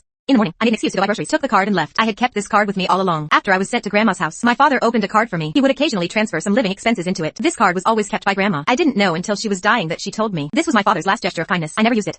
By then, my father was already dead. I had sworn I would never use a single cent of his money. Now I'm using it for his precious daughter. The total of various transfers in it was 20,000. Still short 100,000. The sun on the street made my vision go black. This 100,000 was like a curse. I couldn't get it out, and I couldn't escape it. Friday afternoon, I went back to school. At the same dormitory building. Wen Qianwei wasn't there today. As I entered the building, I ran into Li Jiabing. My vision went black. I leaned against the wall with my hand, slowly stopping, leaning against the wall, gasping for breath. Classmate Jiang, are you okay? Li Jiabing saw me suddenly stop and lean against the wall, so he came over to ask. We're in the same department. We've heard of each other but never interacted. We've seen each other in major and elective classes, but we've never spoken a single word. I waved my hand. It's nothing, just a bit of low blood sugar. Li Jiabing took out 2 milk candies from his pocket and gave them to me. Concerned, he said, low blood sugar needs attention. Eating 2 candies might make you feel better. I didn't take them. The candies had French wrapping paper. The packaging was exquisite. You could tell at a glance they were high-end goods. Seeing I didn't take them, Li Jiabing quickly explained. These candies aren't some cheap brand. This is candy my girlfriend brought back from France yesterday. It's not some no-name brand. It's very famous locally in France, not commonly seen in China. They're delicious. Try them. For a moment, I couldn't tell if he was praising the candy or showing off how good his girlfriend is. This girlfriend must be Wen Qianwei, right? I was dizzy. I leaned against the wall, gasping for a long time before I recovered. I have a girlfriend too. Why doesn't she say half as many good things about me as Li Jiabing does? After saying that, Li Jiabing shoved the candies into my hand. He ran outside, saying, my girlfriend is here. I'll talk to you later. I leaned against the wall, weak and shaky. My eyes followed Li Jiabing as he looked outside the dorm building. Under the street light outside, Wen Qianwei's figure appeared. After meeting up with Li Jiabing, the two walked out side by side. He didn't see me. Or maybe he saw me but pretended not to. I didn't go up to the dorm. I forced myself to go straight to the old house. It was just as dusty as last week. It seemed Wen Qianwei hadn't come back to stay. Also, a rich kid like Li Jiebing would never be willing to come to a shabby place like this to clean up for Wen Qianwei. I picked up my phone to wait for Wen Qianwei. I picked up my phone and called Wen Qianwei. It was still turned off. Suddenly, it occurred to me, maybe Wen Qianwei has another phone number. Maybe that's the number she uses for normal socializing, and I'm not in it. I stayed in the old house all night. Every breath was filled with dust. It made me cough all night, but I endured it, not waiting, hoping against hope that Wen Qianwei would come back. Scenes from the past flashed before my eyes. Me cooking in the kitchen, her cleaning. It all came back to the dust in front of me. Wen Qianwei didn't come back all night. It seemed she wouldn't be back anytime soon. My mind was blank from the debt pressure. I couldn't even imagine where Wen Qianwei and Li Jiebing had gone. I took off my key and placed it on the coffee table along with the 2 milk candies Li Jiebing had given me. I got up and left someone else's house. I shouldn't come back here. After returning to school, I heard that a big shot was coming today. The donor of the high university art studio building, the dean and the oil painting department head personally received him. All the oil painting students' works are in this building. Li Jiebing, an outstanding junior, followed closely, introducing the situation to the lady. Auntie, last time my mom said she wanted to have dinner with you. I've been looking forward to it for a long time. Li Jiebing stayed close to the lady. His tone was somewhat ingratiating, but more respectful. Oh, cook, call your mom. Let's go have dinner together. The lady nodded and suggested, today, Wen Qianwei happens to be fried too. Call him along. Hearing this, Li Jiebing immediately called Wen Qianwei. Sister Qianwei, Auntie said we're having dinner with my mom today. After Li Jiebing walked away, Mrs. Wen looked at the principal and said, Dean, I came here today for a matter. I need your help. The dean nodded. Please speak, madam.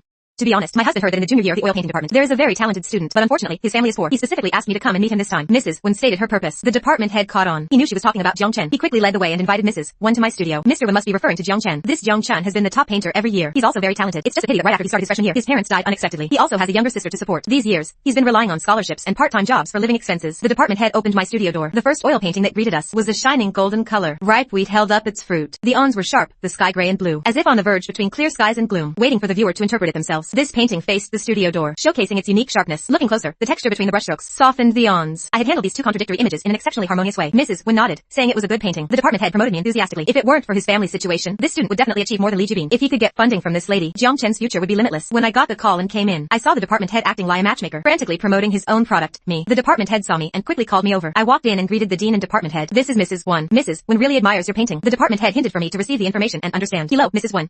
Mrs. Wen nodded. Her assistant handed over a business card. Then she asked a few questions about the art building. Those questions about the art building made the dean and department head leave as well. Only I and this Mrs. Wen were left in the studio. Mrs. Wen looked at my painting very intently. It was a piece I had created myself a while ago. The inspiration came from the secluded path back from the convenience store. The wheat was ripe when Wen Qianwei and I met. Later, we often held hands, walking through large wheat fields. Mrs. Wen praised the painting as very interesting. Thank you for liking it, madam.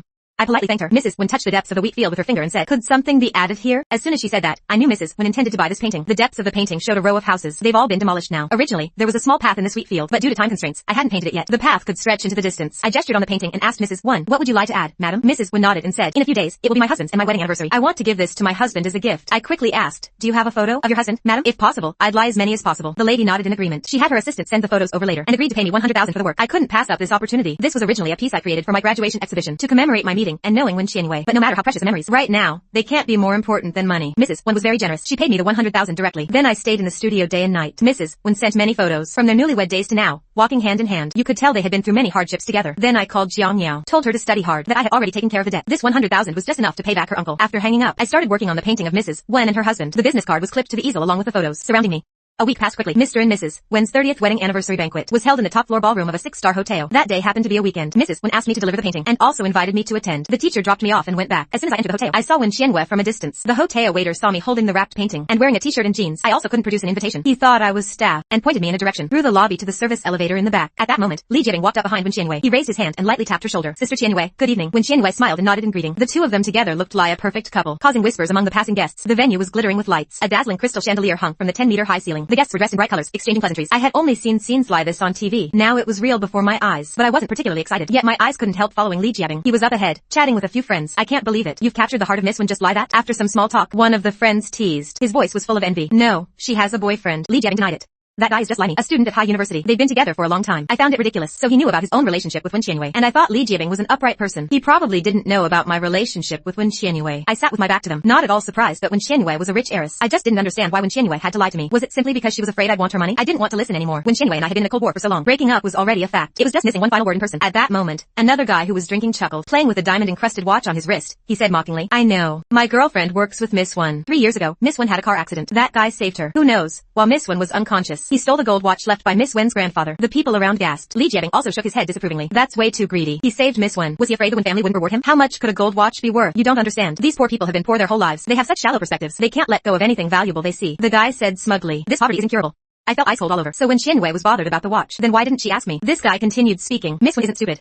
She knows he loves money. He pretended to be poor so she would support him. In the end, that loser didn't get a single cent. He was played by Miss Wen and froze. You should seize the opportunity. Miss Wen has been so good to you these past few days. You can take this chance. Tens of billions in assets are no joke. I went down the stairs behind the hotel, step by step. Many scenes in my mind gradually became clear. After we got together, we used to go to the night market together. I saw a water cup for 16 yuan and haggled it down to 10. But when Qianwei said it was ugly and pulled me away, we were together for 3 years, every holiday. The things when Qianwei gave me were all cheap trinkets. Back then, I just thought we were financially tight. He also had to pay off medical bills and was short on cash. So I never made a fuss over these little things. It turns out he wasn't broke. He was just guarding against me. She cared about that watch. She'd rather hold a misunderstanding than tell me. No wonder when he saw Song Mingyu's watch, his first reaction wasn't to ask who gave it to me, but to tell me to give it back so I wouldn't be looked down on. Wasn't he the one who looked down on me the most? At that moment, I just wanted to rush down and find Wen Qianwei to tell him I was so about the watch. But I didn't. The sensor lights on the stairs went out. I missed a step. I couldn't grab the railing and twisted my ankle several times. I sat down on the stairs. The pain in my ankle sobered me up. There's nothing to clarify. Those rich people probably only care that I sold the watch. They don't care at all if I was greedy. They never experienced going hungry for 3 days or the desperation of not being able to pay medical bills. Why didn't I just tell them from the start? Because I liked her. I was afraid she'd look down on me for being too poor. Afterwards, our struggles. Too many part-time jobs. Couldn't save up enough to pay him back. So I just treated her well, expecting nothing in return. Through so much hardship, the warmth he gave me once made me forget about the watch. No parents, sensitive and insecure, most afraid of being looked down on. So I just didn't ask. He didn't say the watch was my fault. I should return it to them. I got up and moved down step by step. When Qianwei arrived at the venue, his eyes searched for my figure. He heard from his mother that I was invited today. He didn't see me downstairs. Now he still couldn't see me. During this time, he seriously considered Shen Xiao's suggestion to temporarily break up with me unilaterally and have no contact with me. He deliberately had no contact with me. He deliberately didn't take that old phone. He didn't even know when that phone ran out of battery and shut down. She took the initiative to meet Li Jiebing. He was good. He had the same artistic mindset as me. Most importantly, there was no class gap with him. No financial pressure. She didn't have to worry about her secret being discovered. Being with him was more comfortable for her than with me. When Qianwei didn't even feel any discomfort. But after the novelty wore off, Li Jiebing shared with him in front of him about his shopping with friends today and the afternoon tea he had. When Qianwei felt uncomfortable, he realized he missed hearing me complain to him about the vegetable prices going up by 2 cents. During this time, when Qianwei had a normal relationship, eating at restaurants that matched her status, going to the mall or garden for walks in her free time. When Li Jiebing looked at him with adoring eyes. When Qianwei realized this wasn't the kind of guy she wanted. They should have their own thoughts and principles. Li Jiebing gradually became a boring object in his eyes. Only the me in his mind was still a vivid person. At moments like this, when Qianwei would remember, he often threw cheap street stall stuff at me with negative emotions. Shen Xiao said she was seeing other guys behind my back, which counts as cheating. Emotionally, she had already wronged me. It offset the regret about the watch. From now on, he no longer owed me anything. We were finally on equal footing. He decided to let the watch thing go and only be good to me from now on. She knew I would be sending off my parents today, so she deliberately waited downstairs, wanting to confess to me first and ask for my forgiveness. I'm so soft-hearted and easy to talk to. We've been through the hardest times of life together. We have the most sincere lot between us. I would definitely forgive her. She planned to officially introduce me to her parents today, to let everyone know I am her Wen Qianyue's boyfriend. She wanted me to know her boyfriend's 100,000 yuan was only fit to be thrown into the water for a splash, but I didn't come, or I came. When Qianwei didn't meet my sister. What are you spacing out for?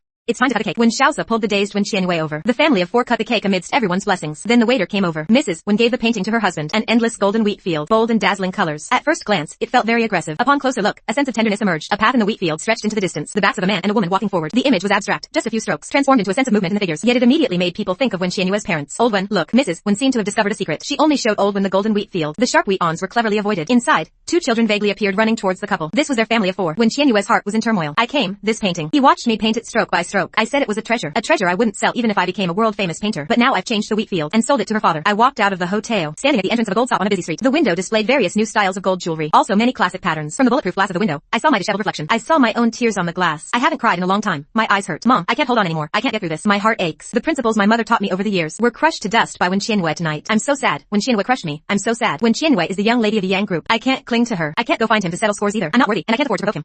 I went missing. When Qianwei couldn't reach me, he picked up the phone, charged it, and turned it on. Inside were hundreds of missed calls from me and messages I sent. When Qianwei called back, but I didn't answer. He went to hide it to look for me for days, but never saw me in class. He didn't see me coming or going from the dorm either. When Qianwei had never officially met my roommates, so he waited outside the dorm for days. He asked several classmates before finding my roommates. The 3 roommates were going to eat at a restaurant together. They were happily chatting and laughing, but when they saw Wen Qianwei, they stopped, full of caution. What do you want?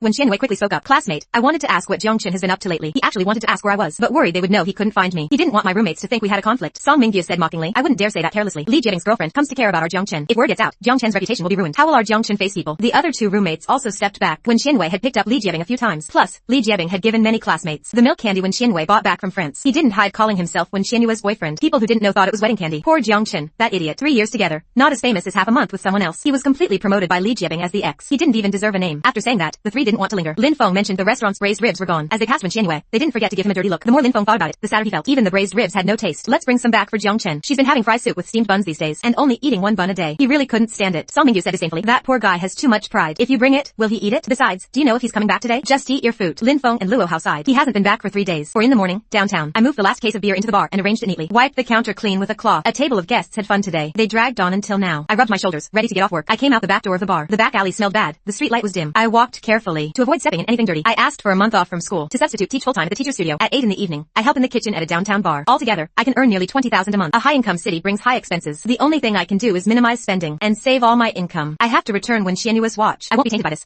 The $100,000 for the painting from Wen's mom. If needed, I'll pay her back too. 5:30. The dorm building isn't open yet. These days, I rest in the ATM booth near the studio. Today is no different. I'll stay there. I sat down against the frosted security glass, hugged myself to sleep. My phone had countless calls and messages from Wen Xianyue. I didn't look at a single one. Set an alarm and fell asleep. The teacher gives me one day off a week. Just get through today. Tomorrow, I can sleep well in my dorm bed. The alarm went off at exactly 7:30. I got up and bought 3 steamed buns nearby. I also bought 3 steamed buns and used the bot's faucet to wash my face. Then went to the studio for class. At 6, I get off work and go to the bar for my shift. Wen Xianyue completely couldn't find me. My roommates wouldn't tell him. He called and texted, but I never replied. He waited outside the dorm but never saw me. He went to my department head. Only then did he find out my sister at home had an accident. I took a month off to go back and take care of her, meaning I won't be back until after summer break this semester. She asked the department head for my hometown address. Drove there herself. It was a very old neighborhood. There's a house my dad left behind. Now it's under my name. He had thought about helping me get it back, but because he was hiding his identity, he never did anything about it. When Xianyue sat in the car, staring blankly at my apartment window, Aya went out to buy groceries herself. Why haven't I seen your brother today? Not far away, a middle-aged man helped an injured girl approach. The girl had a cast on one foot and one arm, hopping forward with difficulty on crutches. This must be my sister. When Xianyue frowned, Jiang Yao smiled brightly without a trace of gloom. Said my brother had something at school. He hasn't been coming by these days. The middle-aged man shook his head, sighed at the siblings' hardship and advised, you must study hard. Make money later to repay your brother. He's a student. It's not easy for him either. He paid off $200,000 in debt for you. That's rare.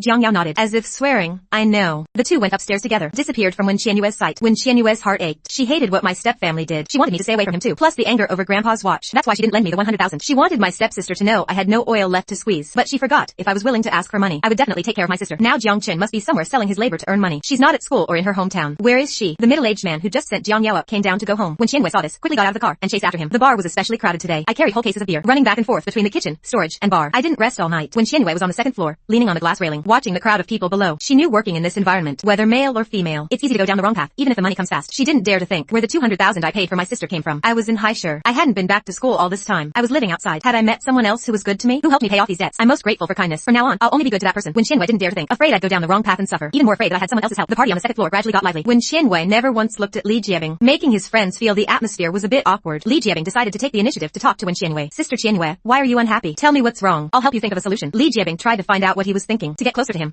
When Xianyue shook his head, he didn't answer her. His eyes were fixed on the bar, looking at a figure. That figure moved through the crowd around the bar, working hard to serve drinks. Could it be her? Giving your boyfriend the cold shoulder lie this. You'll be punished to sleep in the guest room. Someone joked, not sure who. Another quickly changed the subject. When Xianyue didn't mind or respond, his eyes fixed. He didn't mind or respond. His eyes were fixed on the bar. He felt that figure looked a lot like her. It was just that the lights downstairs were too dazzling. He couldn't see the real shape clearly. After running back and forth several times, my back hurt from carrying. I went back to my storage room to rest, sat on a small chair and read a book. When Xianyue couldn't find me and was already annoyed. And just now, he was misunderstood about his relationship with Li Jiabing. He felt even more frustrated, called the driver to pick him up, left the car keys, got up and left himself. The next day, when Xianyue came to the west gate of Haida again, it was exactly school dismissal time. Couples were holding hands, discussing what to eat for dinner. He watched them, a feeling of envy rising in his heart. They were inseparable. By graduation, few would make it to the end. But now, I truly envy them. My bank Cao had no spending activity. I hadn't stayed in any hotel. He couldn't find where I was. My roommates were on guard against him. They wouldn't tell him my real situation. Something must have happened to him. He was hiding in some corner, toughing it out alone. When Xianyue walked in from the west gate of Haida, walked to the bottom of my dorm building, people around were whispering, saying things like Li Jiabing's girlfriend. When Xianyue felt a pang of guilt, would he also know about his and Li Jiabing's affair? Had he run into him and Li Jiabing? Misunderstood their relationship? Was he angry and jealous, deliberately hiding from me? Would they break up like this? The phone always had no response to calls or WeChat messages. When Xianyue didn't even dare to look at our chat history. Now he didn't dare to send me messages randomly either, afraid of seeing the red exclamation mark indicating I deleted him. I don't care if you laugh and talk with others. Don't come looking for me anymore. A couple walked by in front of him. The girl stormed ahead angrily, leaving the boy behind. I have nothing to do with her. I don't even know her. The boy quickly caught up, begging for mercy. He asked me about the brand of my clothes to buy for his girlfriend. I don't believe you. You smiled at someone else. You don't lot me anymore. The girl's voice faded away. When Xianyue suddenly panicked, he had to find me to explain the thing with Li Jiabing. He couldn't just cut ties. I went to the back alley to throw out the trash. Not far away, I heard someone crying and shouting. Something about the guy wanting to break up. The girl crying and begging him to stay. Asking if he had another woman. This kind of thing is common on Bar Street. How foolish. I muttered without feeling. I was numb to it. People passing by wouldn't even give a second glance. But today was different. The guy was nowhere to be seen. The girl was putting on a one-woman show, crying and laughing. Lie she was drunk. She bumped into me, fell, and got up. Walked deeper into the alley like a ghost. I went back to the kitchen. Found a strange stain on my t-shirt. Went to the bathroom to wash it off. The water running off was bloody. That girl's hand had touched me earlier. The blood must have come from her hand. Blood on the hand only means one thing. That girl was suicidal. The bar called an ambulance and sent me to take the girl to the hospital. The hospital was brightly lit. In the emergency room, the girl was restless and uncooperative. The doctor had no choice but to give her a shot to calm her down. Now she lay on the hospital bed, eyes vacant, staring at the white light on the ceiling. I sat on the sofa nearby and sighed. The rich sure have it good. 6 AI pie room with a private bathroom, floor-to-ceiling windows with an eye view. Even the companion bed was spacious. Can I contact your family? I have work tomorrow morning. I have to leave very early. But the girl couldn't hear me at all. When I spoke, she couldn't hear me. Time passed bit by bit. The girl's eyes were still open. Won't you say something? Suddenly, the girl's weak voice came from the hospital room, trembling, on the verge of collapse. Say what? I asked groggily. Then I realized that girl wanted someone to comfort her. After a long while, I spoke. I'm not good with words. I can't say nice things or comfort people. My situation is even sadder than yours. You're rich and got hurt. You can still stay in such a nice hospital, but I don't even know where my next meal is coming from. You're poor. Who are you kidding? The girl didn't believe it. It's understandable for young people to be poor, but one person, full and the whole family's not hungry. Working at that bar, your monthly income shouldn't leave you this badly off. I didn't want to say, but in the darkness, I was desperate for an outlet. When I was a freshman, my dad and stepmom died in an accident. They left the only house to my stepsister from my stepmom. I got through school on scholarships, so I started working very early. I had a girlfriend. She was in a car accident, and I happened to pass by. I saved her life. She borrowed some money for hospital bills in the first 2 years. We paid it off together. At the beginning of this year, she said the debt was cleared. I thought life would start getting better. What happened next? People loved hearing stories. The girl wanted to know. Life didn't get better. One day, I saw her swipe a card for 100,000 yuan for a guy at the mall, and I had just bought her a chicken at the market, haggling over the price. That day was my birthday. She took the freebies from that guy's whole shopping and gave them to me. As my birthday present, my family was in trouble. I needed money. I was detained at the police station. I asked her for a loan, and she told me to beg. The so-called killing a heart is nothing compared to this. Later, I found out she came from a wealthy family. She was dating a guy from our department. That guy had been competing with me for years for the top scholarship. When Qianwei knew Li Jiabing, I had mentioned it to her more than once. Li Jiabing didn't get the scholarship. It was just the cost of a new outfit. If I didn't get the scholarship, I might have to drop out. The best case would be lie now. Working one more job myself. The girl probed. You don't sound too sad. What's the use of being sad and crying for mommy? The debt won't decrease because of sadness. Sadness is for others to see. No one's watching me, so why be sad? 3 years together, and I couldn't make Wen Qianwei believe in my character. Despair and suffocation were cured by debt. A heart that can't be warmed. I won't hope for it anymore. I just hope to pay off the debt quickly and start over. Then why haven't you broken up? Keeping him for the new year? The girl said angrily.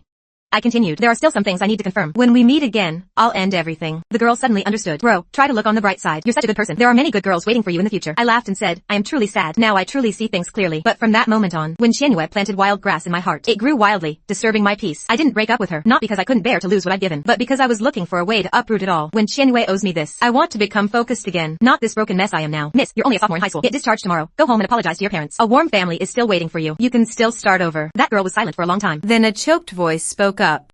My parents won't forgive me. To be with her, I did a lot of things that hurt them. Parents don't hold grudges overnight. I continued. I used to think my dad hurt me the most. Thought life wasn't worth living. But just a few days ago, I found out my dad went into business with someone to get me back and lost a lot of my stepmother's money. He didn't want me to be in debt too, so he transferred the house to my sister. When Jiang Yao got hurt, Officer Chen summoned my uncle and investigated the whole thing. Only then did I learn how much that middle-aged man did alone to bring his son back home. But things didn't go as planned. He only had 10 times the effort, not the ability. So he taught Jiang Yao from a young age. Your brother will always be family. You must get along with him in the future. That's why Jiang Yao would rather be beaten than sell that house. If I hadn't gone back, I would never have known. Little brother, are you asleep? He couldn't sleep. Want to hear me talk? A voice came from the other side. I snapped out of my thoughts. Putting aside the past, I laughed. Actually, it's not all bad. Some good things happened too. Tonight I got paid to save someone because you got a bed to sleep in. No need to SE a room with an ATM. I said it lightly, so I should thank you. The ATM always reminds me to do business. It's actually noisy. I never sleep well. Afraid someone needs to use it and I'm in the way and get chased off. That girl's name is Sun Xiaoxiao. At 5 in the morning, she called her friend. Her friend rushed over frantically. I had just finished washing up and was about to leave. Looked up. Oh, it's a familiar face. Little brother, you saved Xiaoxiao? When Xiaoza just walked in and saw me coming out of the bathroom, he called out instinctively.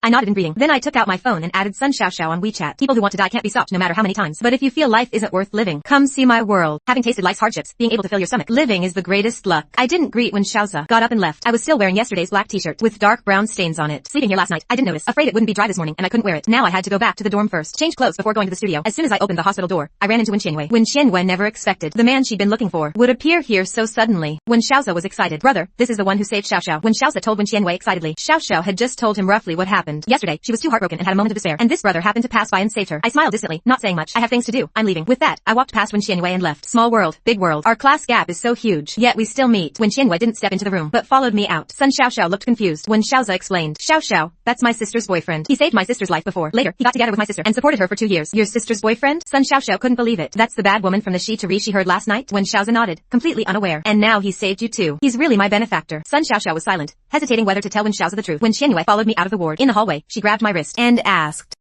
Jiangchen, what have you been up to lately? I call, you don't answer. I've been looking for you for so long. Finally run into you. Why are you in such a hurry to leave without saying a word? I smiled calmly. I've been working lately. Not good to have my phone on me. When Qianwei knew the answer. Can't have your phone at work. And after work, you don't see the real reason. Or she didn't want to recall that she deliberately ignored Jiang Chen for a while. When Qianwei felt she was in the wrong. Didn't want to dwell on the phone issue. Just about to speak, she noticed what I was wearing today. This wasn't yesterday's bar staff uniform. When Qianwei frowned and asked, you're working at a bar. I didn't deny it. Wanted to hear what When Qianwei would say next. Would she criticize me for making quick money in a place like that? Or lecture me that I shouldn't go there because people would look down on me? But when Qianwei said nothing, felt incredibly annoyed inside. She hadn't recognized Jiang Chen yesterday. The elevator came, and I stepped in. When Qianwei followed. Have you been there all this time? Is it because of that 100,000 from last time? Last time was my fault. Don't worry, whoever you borrowed from, I'll pay it back. I didn't explain much. It's not that I borrowed money. When Qianwei was relieved, she knew if I said no, it meant no. Then stop working. That place is too chaotic. I'll give you my supplementary card. Focus on your studies from now on. Don't work anymore. Oku, I waved my hand to refuse. No need. I wasn't planning to stay long anyway. If I quit now, I lose the wages I've already earned. After spending time with students recently, I think being a teacher isn't bad. So I'm planning to give up on grad school, go back to my hometown and become a teacher. Big cities lie high aren't for someone as unmotivated as me. When Qianwei spoke with concern, forget about that little bit of wages. Jiang Chen, listen to me. Don't go to work there. Whatever you want to do in the future, I'll support you. Let's open a studio. Just don't do this kind of work anymore. When Qianwei reached out to hug me, I stepped back. I have blood on me. Wouldn't want to dirty your clothes. The elevator reached the first floor, and I headed for the door. When Qianwei grabbed me. Jiang Chen, wait. I drove I'll take you back. But I suddenly stopped. A strange smile on my face seemed to mock myself and her. No need, Miss Wen. Your car is too expensive. If I dirty it, I can't afford to pay. When Qianwei felt a chill, frozen in place. He knew. I walked a long way, reached the bot stop. The first bot wasn't until 6:30 when Qianwei didn't drive. Followed me, keeping a distance, waiting for the bot together. We walked in silence when Qianwei tried to find topics to talk about, but I was completely closed off, as if she didn't exist in my eyes. Every time when Qianwei tried to start a conversation, I responded coldly and indifferently. When Qianwei wanted to explain everything, but after thinking it over, she couldn't bring herself to say it. Arrived at the west gate. I didn't want to enter with Wen Qianwei. Ridiculous. We'd been together for 3 years, and now we had to sneak around to avoid suspicion, afraid that one wrong move would label me as the third party. When Qianwei waited for me at the west gate, I went back to the dorm. My roommates were still asleep. Changed clothes. I deliberately took a detour and left through the east gate to go to the studio. At 8 in the evening, I went to work at the bar on time. I figured when Qianwei would come, but I didn't expect her to arrive earlier than me. Tonight, when Qianwei booked the whole place, no other guests. Booking the whole place meant she was a 6 AI pie. Whatever she wanted, the bot would provide. So when the bot found out when Qianwei was here for me, he came personally to get me to meet her. Jiangchen, a guest is looking for you. A big shot. I reluctantly got up. In the main hall, when Qianwei sat alone in the center, a glass of water on the table. She was no longer the working class person she pretended to be, but born into privilege and used to being in charge. This aloof when Qianwei I was seeing for the first time. The bot gave me a look before leaving, telling me to seize the opportunity. I treated when Qianwei like the most ordinary guest. Miss Wen, what can I do for you? When Qianwei hesitated, I want to talk to you. My professional fake smile was on full display. You're a guest.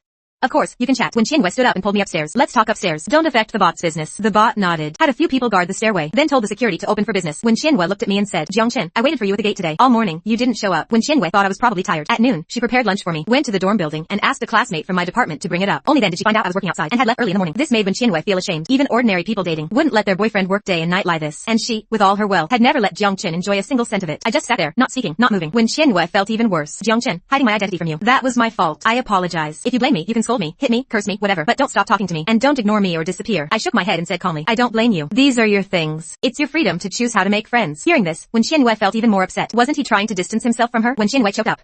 I'd rather you blame me. Don't be like this. So indifferent. Jiangchen, I'll accept whatever you say today. Just don't push me away like this. We've been together for 3 years. Since we got together, I never thought about breaking up. I looked at when Qianwei for a moment before speaking.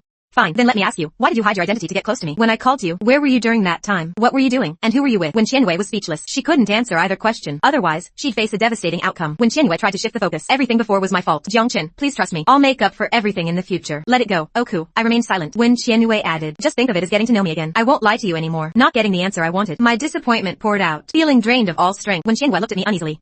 This relationship, from the start, she never felt secure. While worrying about that watch, she also feared I'd discover her identity. Later, she listened to Shin Xiao's bad advice, forced herself to temporarily forget me and find another way, but feared even more that I'd see the emptiness in her heart and an even greater void. A guy with the same major as me couldn't fill that void. A poor but proud boy didn't deserve her feelings. Only Jiangchen could. We had shared hardship, and in the future, we must see the good times. Being in Wen Qianwei's position, she knew better how rare a man Lai Mi was. Jiangchen, I'll be very good to you. We'll never be apart. I didn't speak. Sat on the sofa, head down. Jiangchen, let's quit and go home. Oku? My eyes cleared. Pushed Wen Qianwei away, stood up, and straightened my clothes. I can't quit work.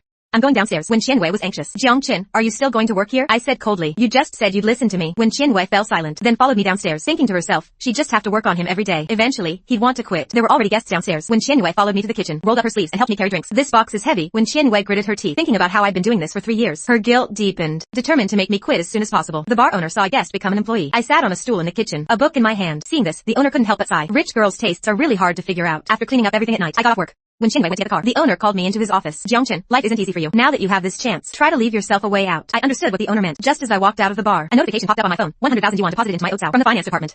When Qianwei frowned and asked, what's wrong? I shook my head and put away my phone. Got into the back seat of the car. Along the way, when Qianwei kept trying to make conversation. It's too late tonight. Tomorrow, I'll take you out. Get familiar with the area. I'm planning to cancel the lease on that apartment. After you graduate, we'll lie here. I stared out the window and didn't respond. Arrived at the underground parking lot and got out. Confirmed that when Qianwei usually lived here, that small rented apartment, she probably only stayed there when I visited. Once I left, she wouldn't stay long either. Parking lot. Elevator going up. A large penthouse, 3 elevators per floor. When Qianwei opened the door and handed me slippers, they were a couple's pair with hers. I asked abruptly, has anyone worn these slippers? The D's eye reminded me of Li Jiebing. Maybe Li Jiebing had worn these slippers and stayed here too. When Qianwei thought I was jealous and smiled. No other man has been here. Everything is prepared for you. She pulled me toward the master bedroom. The display cabinet was full of clothes. Jiangchen, these are all for you. When Qianwei kissed my cheek, apologize again. I'm sorry. Because of me, you've suffered a lot before. Now, I'll give you everything. I picked up one of the watches and examined it. This is Song Mingyu's girlfriend's, so there's one for me too. Seeing I liked the watch. When Qianwei took it out and put it on me. I bought this watch for you. Right when it came out. Thought it would look great on you. And it does. I lost interest. Didn't want to admire something so expensive. I'm tired. I have to get up early tomorrow. With Wen Qianwei driving me, I still had to wake up at 7. It was 2 in the morning. Not much time left to sleep. When Qianwei understood immediately and arranged for me to stay in the master bedroom. She went to the guest room. I took off the watch and put it back. Looked around the room. Everything here screamed luxury. The bathroom was bigger than my old house back home. I didn't know how to use the shower head. Couldn't get hot water no matter how I turned it. Had to look up how to use it online and accidentally found out its value. This entire bathroom set could buy half a house in my hometown. Plus the whole bathroom setup couldn't even buy my old house. This bathroom was ridiculous. Outside the window was the suffering of the world. Inside, I could now use all this freely. I was Laya price tag. searching the room for the value of everything. The bed was too soft. The sheets and duvet cover made me unable to sleep. Got off the soft bed, lay on the floor, surrounded by luxurious decor, stacks of cash everywhere. My sadness was overwhelming. I had been deceived by this person and worked like a beast for 3 years. The next day at 6:30, when Qianwei called me from outside the door. When I came out of the room, breakfast was already laid out. When Qianwei frowned, "Why are you still wearing yesterday's clothes? Don't you lie the ones in the closet?" I shook my head. "I'm going to the studio later." The so-called t-shirts in Wen Qianyue's closet, even the cheapest ones cost over 1,000. Not for me. After breakfast, when Qianyue drove me to the studio, then went to work at her company. At noon, when Qianyue called me, I didn't answer. When Qianyue couldn't get away, so she sent the housekeeper to bring me lunch at the studio. I wasn't at the studio. I guessed when Qianyue would come looking for me, so I told Qianyue I was taking leave and went back to school. Bought 2 steamed buns at the cafeteria and ate them in the dorm. No one was in the dorm. Looks like the other 3 went out to eat again. Just as I took a couple of bites, the 3 of them came back. Lin Feng put a disposable container on my desk. I was about to refuse when Song Mingyu said arrogantly, "Leftovers from today. Take it, you poor thing." Inside the container was boiled beef. A lot of the meat was missing, but there was plenty of vegetables. I didn't refuse, picked up my chopsticks and started eating. They had originally planned to bring me a fresh portion, but Song Mingyu laughed at them for being stupid. With that poor guy's pride, if you give him a whole portion, he'll insist on paying you back. Better to give him half so he can't. Sure enough, I didn't refuse. Lin Feng and Luo Hao both looked at Song Mingyu with admiration. Really, the strange pride of the poor. Rather eat someone's leftovers. The boiled beef was spicy and went well with rice. When I got to the bottom, there was a pile of beef hidden there. My hand holding the bun paused.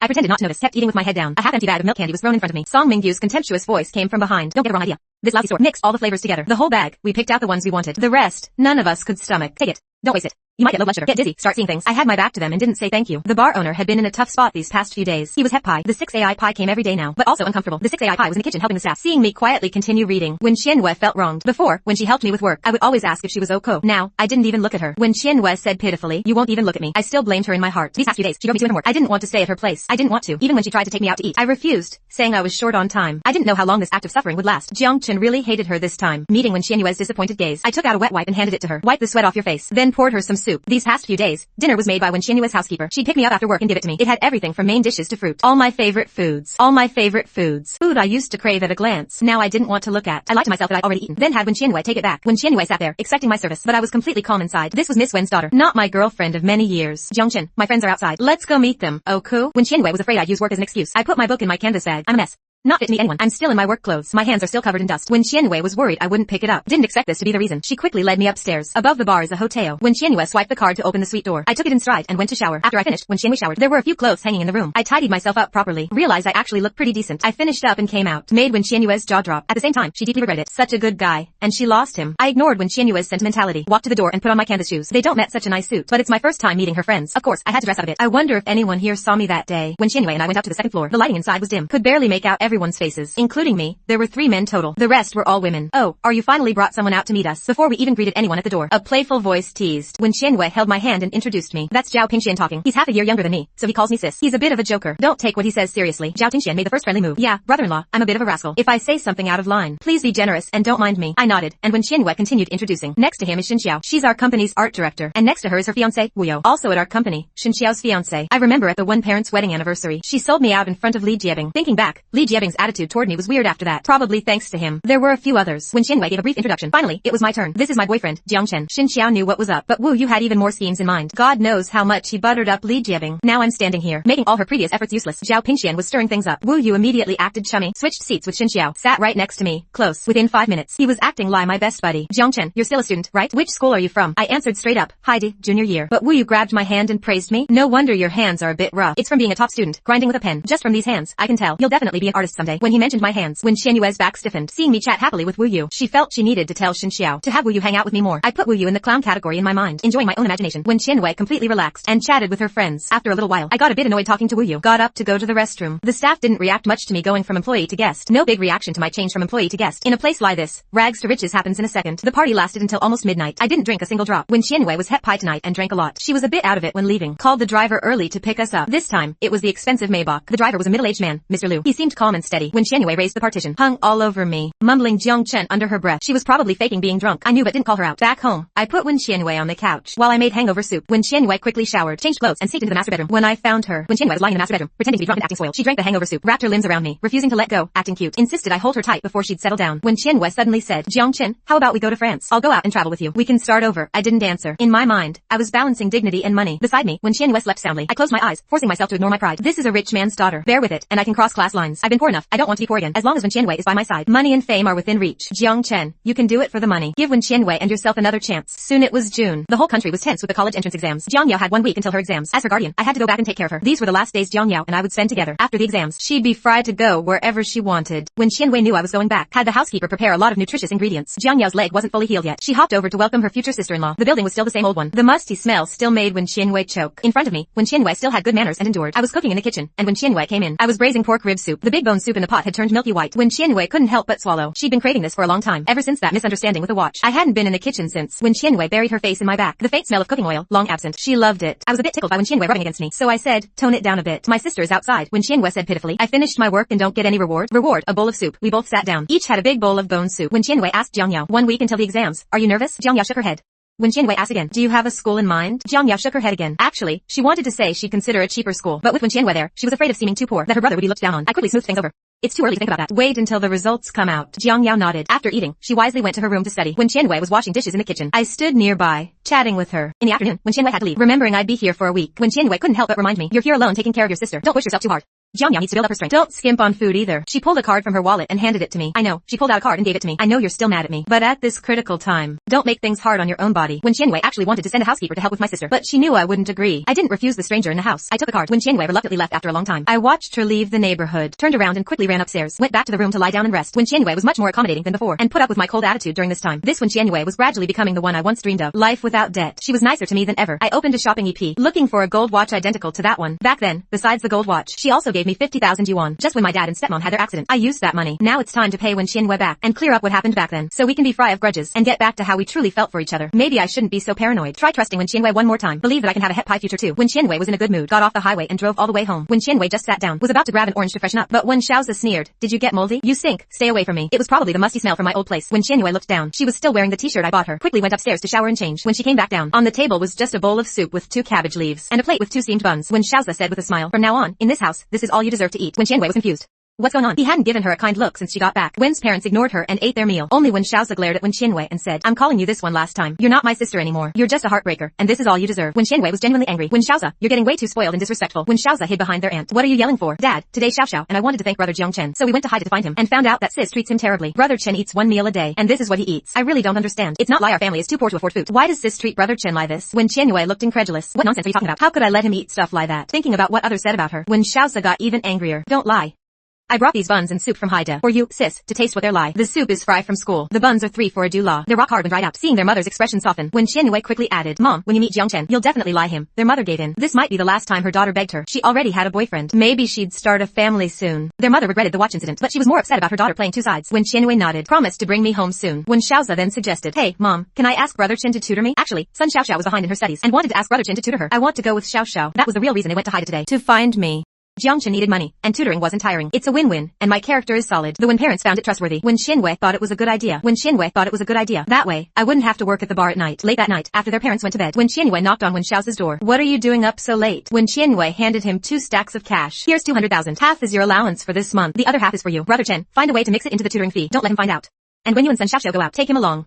His pride is sky high. He'd never use that card. Thinking, when Qianwei added, "And schedule the tutoring for after 8 p.m. on weekdays. That way, Jiang Chen has to quit the bar job. If tutoring starts after 8, there won't be any buses, so I can drive him myself." When Xiaoza saw the money, his eyes lit up, and he quickly nodded. "Rest assured, I'll complete the mission. Make sure brother-in-law's lessons are comfortable and worry-free." After 6 chatting with me for a while in her room, I hung up but couldn't sleep. I'd never met Wen Qianwei's father, but from what others said, he's an upright businessman from a grassroots background. Built the business from scratch with his wife. Very low-key. Doesn't lie flaunting his wealth on social media or sharing his success stories. Imagining someone like that is my father-in-law. I can't picture that scene. Lie. I can't imagine what a future with Wen Qianwei looks like. During the 2 days of exams, Jiang Yao had her cast removed early. When Qianwei sent people to help Jiang Yao during the exams. The day after exams ended, I had to go back to work. When Qianwei waited outside the exam hall, took Jiang Yao home. The 3 of us ate together. Then when Qianwei and I went back to High City. On the way back, when Qianwei drove, eyes straight ahead. I was eating local specialty braised duck tongues. Your sister didn't say which university she wants to go to. Don't know.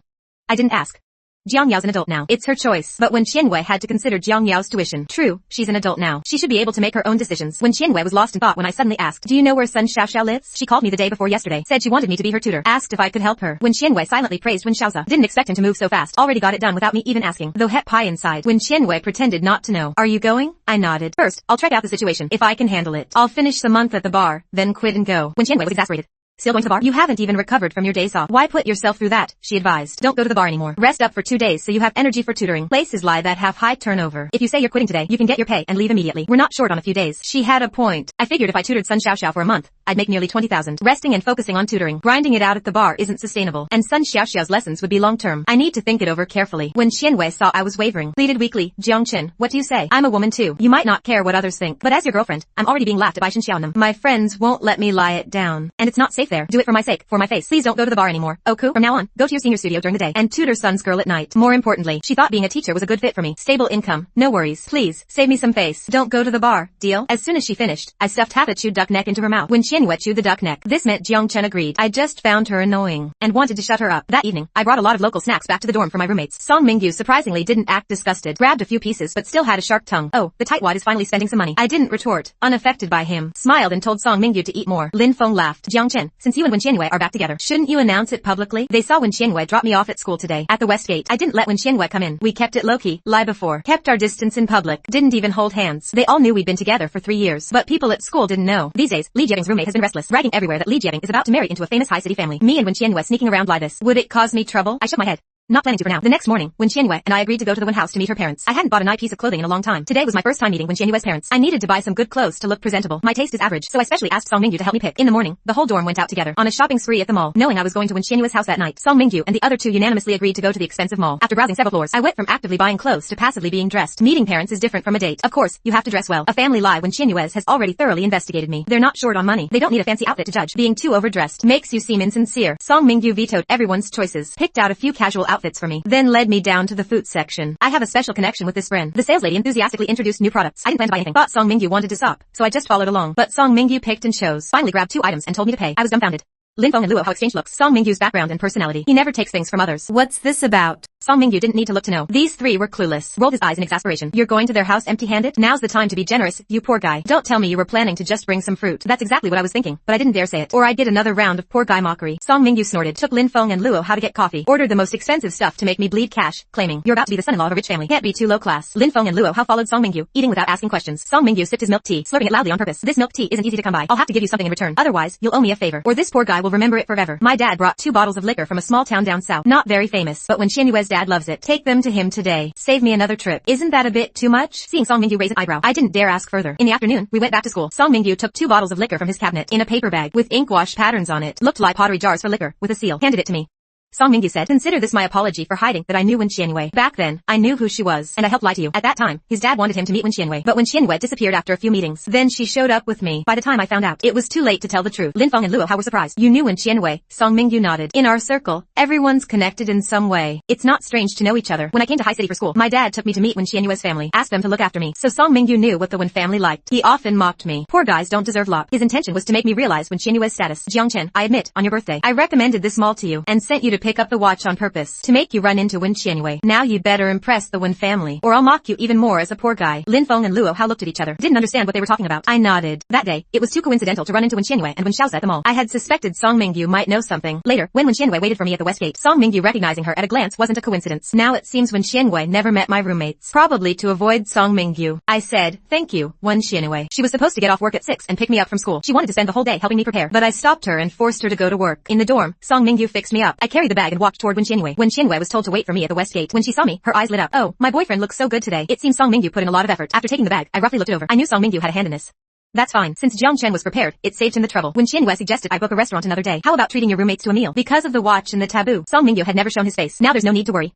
I shrugged. I've got final exams coming up soon. I probably won't have any time. Lin Feng and Luo Hao are still clueless. They have no idea who Wen Qianwei is. I need some time to explain. Arriving at the Wen family home, I saw a villa I'd only ever seen on TV. Mr. and Mrs. Wen were dressed casually but elegantly. They were waiting in the living room for Wen Qianwei and me. Wen Qianwei introduced us first. Mom, Dad, this is Jiang Chen. I greeted them. Hello, Uncle and Auntie. Mr. Wen looked dignified and upright. Mrs. Wen, having returned to family life, was a gentle and virtuous homemaker. She took the gift I brought and laughed. Why be so formal? We're all very happy you came for dinner. Don't bring gifts next time. Uncle, this wine was given to me by my roommate. He said this wine was given to me by my roommate. His name is Song Mingyu. I didn't bow. I explained the origin of the wine clearly. Mr. Wen suddenly understood. He remembered that kid, Song Mingyu. Haven't seen old Song's kid in a while. Bring him along for dinner sometime. Mr. Wen was completely focused on the wine. He didn't care at all who gave it. I'm not very good at flattering people. It was mostly Mrs. Wen asking a few questions, and I answering a few. Mrs. Wen avoided topics about my family. She only asked about things I was interested in. This family atmosphere familiar made me feel at ease. Mrs. Wen cooked herself, and I went in to help. When Qianwei couldn't focus on the TV, she was worried about what was happening in the kitchen. Mr. Wen saw her and laughed. What's the rush? Your mom won't eat him. When Qianwei was mainly worried about her mom bringing up the watch. She and I hadn't talked about it yet. Mr. Wen thought she was being overly worried. His wife was the most open-minded person. She definitely wouldn't make things difficult for me. At 6 o'clock, when Xiaoza came back, he rushed in before even taking off his school uniform. Brother Chen, good evening.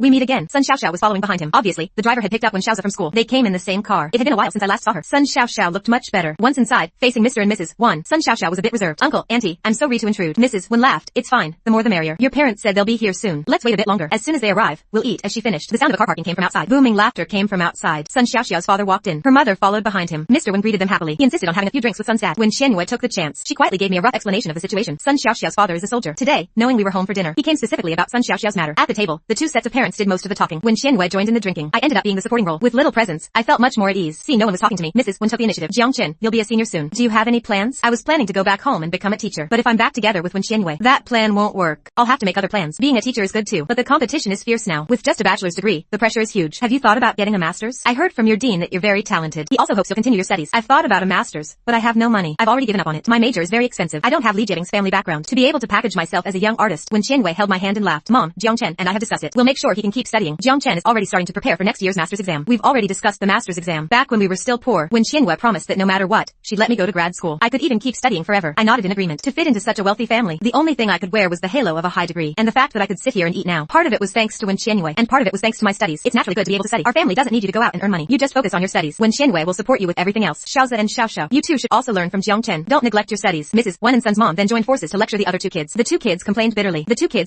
I finally breathed a sigh of relief. In the evening, the driver took Wen Qianwei and me back. Mrs. Wen privately gave me a watch. It was a simple gold watch. She said it was left by Wen Qianwei's grandfather. Now she was giving it to me as a gift for meeting her. I have to say, Wen Qianwei's family seems to have a thing for gold. Both Wen Qianwei's maternal grandfathers and paternal grandfathers' watches were gold. Thinking about her maternal grandfather's watch, I felt I needed to clarify things. But Wen Qianwei beside me had drunk too much. She was sleeping very soundly and wouldn't wake up. Forget it. I'll tell her later. After meeting Wen Qianwei's parents, I went back to my busy working life. During the day, I went to Xin Xiao's studio. Every other evening, I went to Sun Xiaoxiao's house to tutor Sun Xiaoxiao and Wen Xiaoza. I was pretty busy. Later, I never had time to go back to the Gu family. Wen Xiaoza often brought me things Mrs. Wen had bought. It was always one SE for me and one for Wen Xiaoza. No favoritism. When Xiaoza's grades were oku, Sun Xiaoxiao had fallen too far behind. She had to start from scratch. The task was heavy. Sun's mom is a military wife. She's also a full-time homemaker. Sun's dad is in the army and is away from home all year. Every time I went, Sun's mom would prepare a lot of things to entertain me. This made me a bit embarrassed, but going to Wen Xiaoza's house for tutoring was even worse. My future in-laws were very kind, which actually made me more embarrassed. Occasionally, I'd take the two of them to study outside. We'd find a cafe or a quiet study room. After evening class, Wen Qianwei would drive to pick me up from Xin Xiao's studio. All the current high school seniors had left. Good news kept coming in. Several of them got into Haida University. They'll all be my juniors from now on. The studio could take a few days off. Xin Xiao gave me a break. During summer break, I just need to come on weekends. Life was really starting to get better. I had some extra money on hand. Wen Qianwei and I tacitly agreed not to bring up the past. It was as if those terrible times had never existed. I think I'm suited to being a teacher. For now, I need to focus on the master's exam. On the 7th day of the college entrance exam, I didn't ask Jiang Yao how she did. What I could do was already done. Her future life is for her to decide. I focused on preparing for the exam every day. I went between the studio and the library. One day, Sun Xiaoxiao and Wen Xiaoza came to find me at school. I took them to the library to study. Wen Qianwei came to pick them up, and we'd have dinner together. Sun Xiaoxiao and Wen Xiaoza were chattering about what to eat. I had no opinion. Anything was fine. But the two of them couldn't decide after half a day. Sis, this is the moment to decide if we're really siblings. You lot barbecue, right? Wen Xiaoza saw I was staying neutral, so he had to appeal to Wen Qianwei's sibling bond. Sun Xiaoxiao wasn't to be outdone.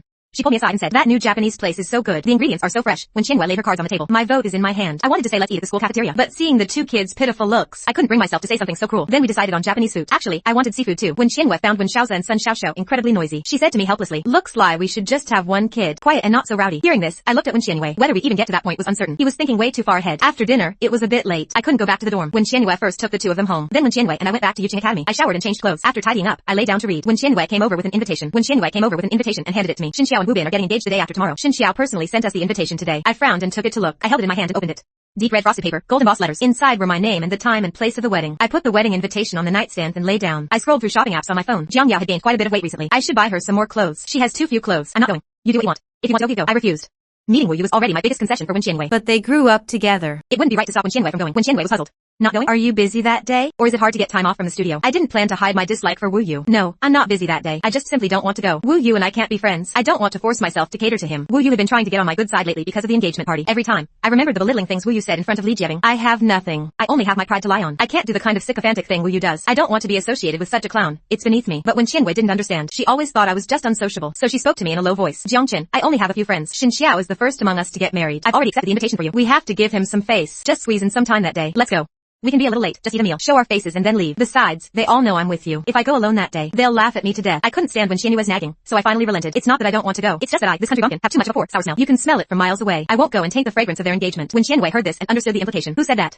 Xin Xiao or Wu Yu? I shook my head. Go ask them yourself. In the end, my status doesn't met your friends. I'd better not go and embarrass myself. I turned over, not intending to say more. I went to sleep with my back to Wen Qianwei. Wen Qianwei wanted to ask more, but this was really hurtful to my pride. It wasn't good to make me say it again. I have such a stubborn personality. She knew it must have been Xin Xiao or Wu Yu. One of them had said bad things about me, and I had heard it. She knew Xin Xiao a bit. He wouldn't say such things. It was most likely Wu Yu. Wen Qianwei was furious. Who does he think he is? On Friday, Wen Qianwei went to work. She spent the whole day discussing projects with Xin Xiao. She didn't ask Xin Xiao who said those words. Xin Xiao was asking the joy of his engagement. He was busy accepting congratulations from colleagues. He didn't notice anything wrong with Wen Qianwei. On Saturday, Wen Qianwei came early with snacks recommended by Wen Xiaoza. She came to the studio to keep company. At 10 in the morning, Wen Qianwei's phone wouldn't stop ringing. Wen Qianwei didn't answer. I was focused on my final project. I didn't care about this at all. At 11, Xin Xiao stopped calling. Instead, Zhao Pingxian and the others started calling. WeChat messages were coming in from all sides. Wen Qianwei was annoyed by the constant calls. She finally answered one of Xin Xiao's calls. She just said one sentence. I'm used to hanging out with country bumpkins. The smell of poverty is too strong. I'm not worthy of eating at your table. Then she hung up and turned off her phone. Hearing this, Xin Xiao was shocked. Everything was fine yesterday. What happened today? Did Wen Qianwei misunderstand something? Or did something happen? Something he didn't know about.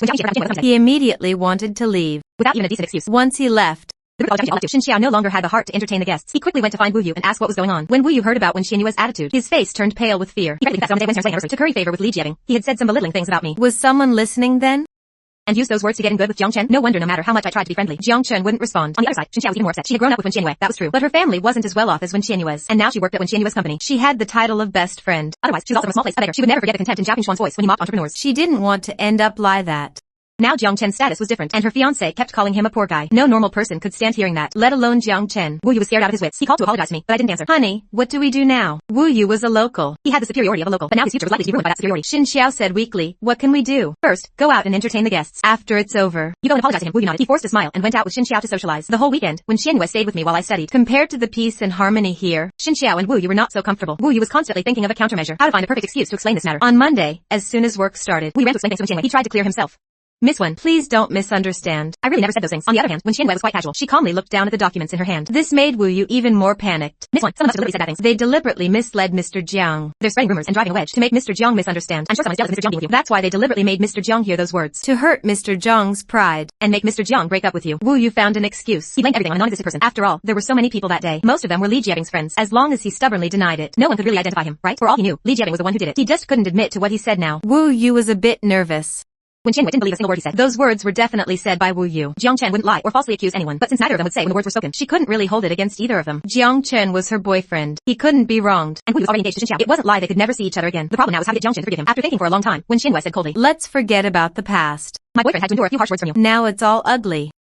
If you want to lie peacefully, go and apologize to Jiang Chen. If he doesn't let it go, then from now on, in any place I am, you and Xin Xiao better not show up. Wu Yu quickly nodded. Even if Wen Qianwei hadn't said it, he would have to go and smooth things over. Otherwise, it would affect Xin Xiao's career, and that would be trouble. Wu Yu's career would be in trouble. Wu Yu came out of the office. He changed his expression and curled his lip in disdain. Who would have thought a college student from some poor place would be so powerful? Back in his own office. Avoiding his colleagues, Wu Yu resignedly picked up the phone. I have to apologize. A petty person who has gained power is getting cocky now. He wants to get back at me.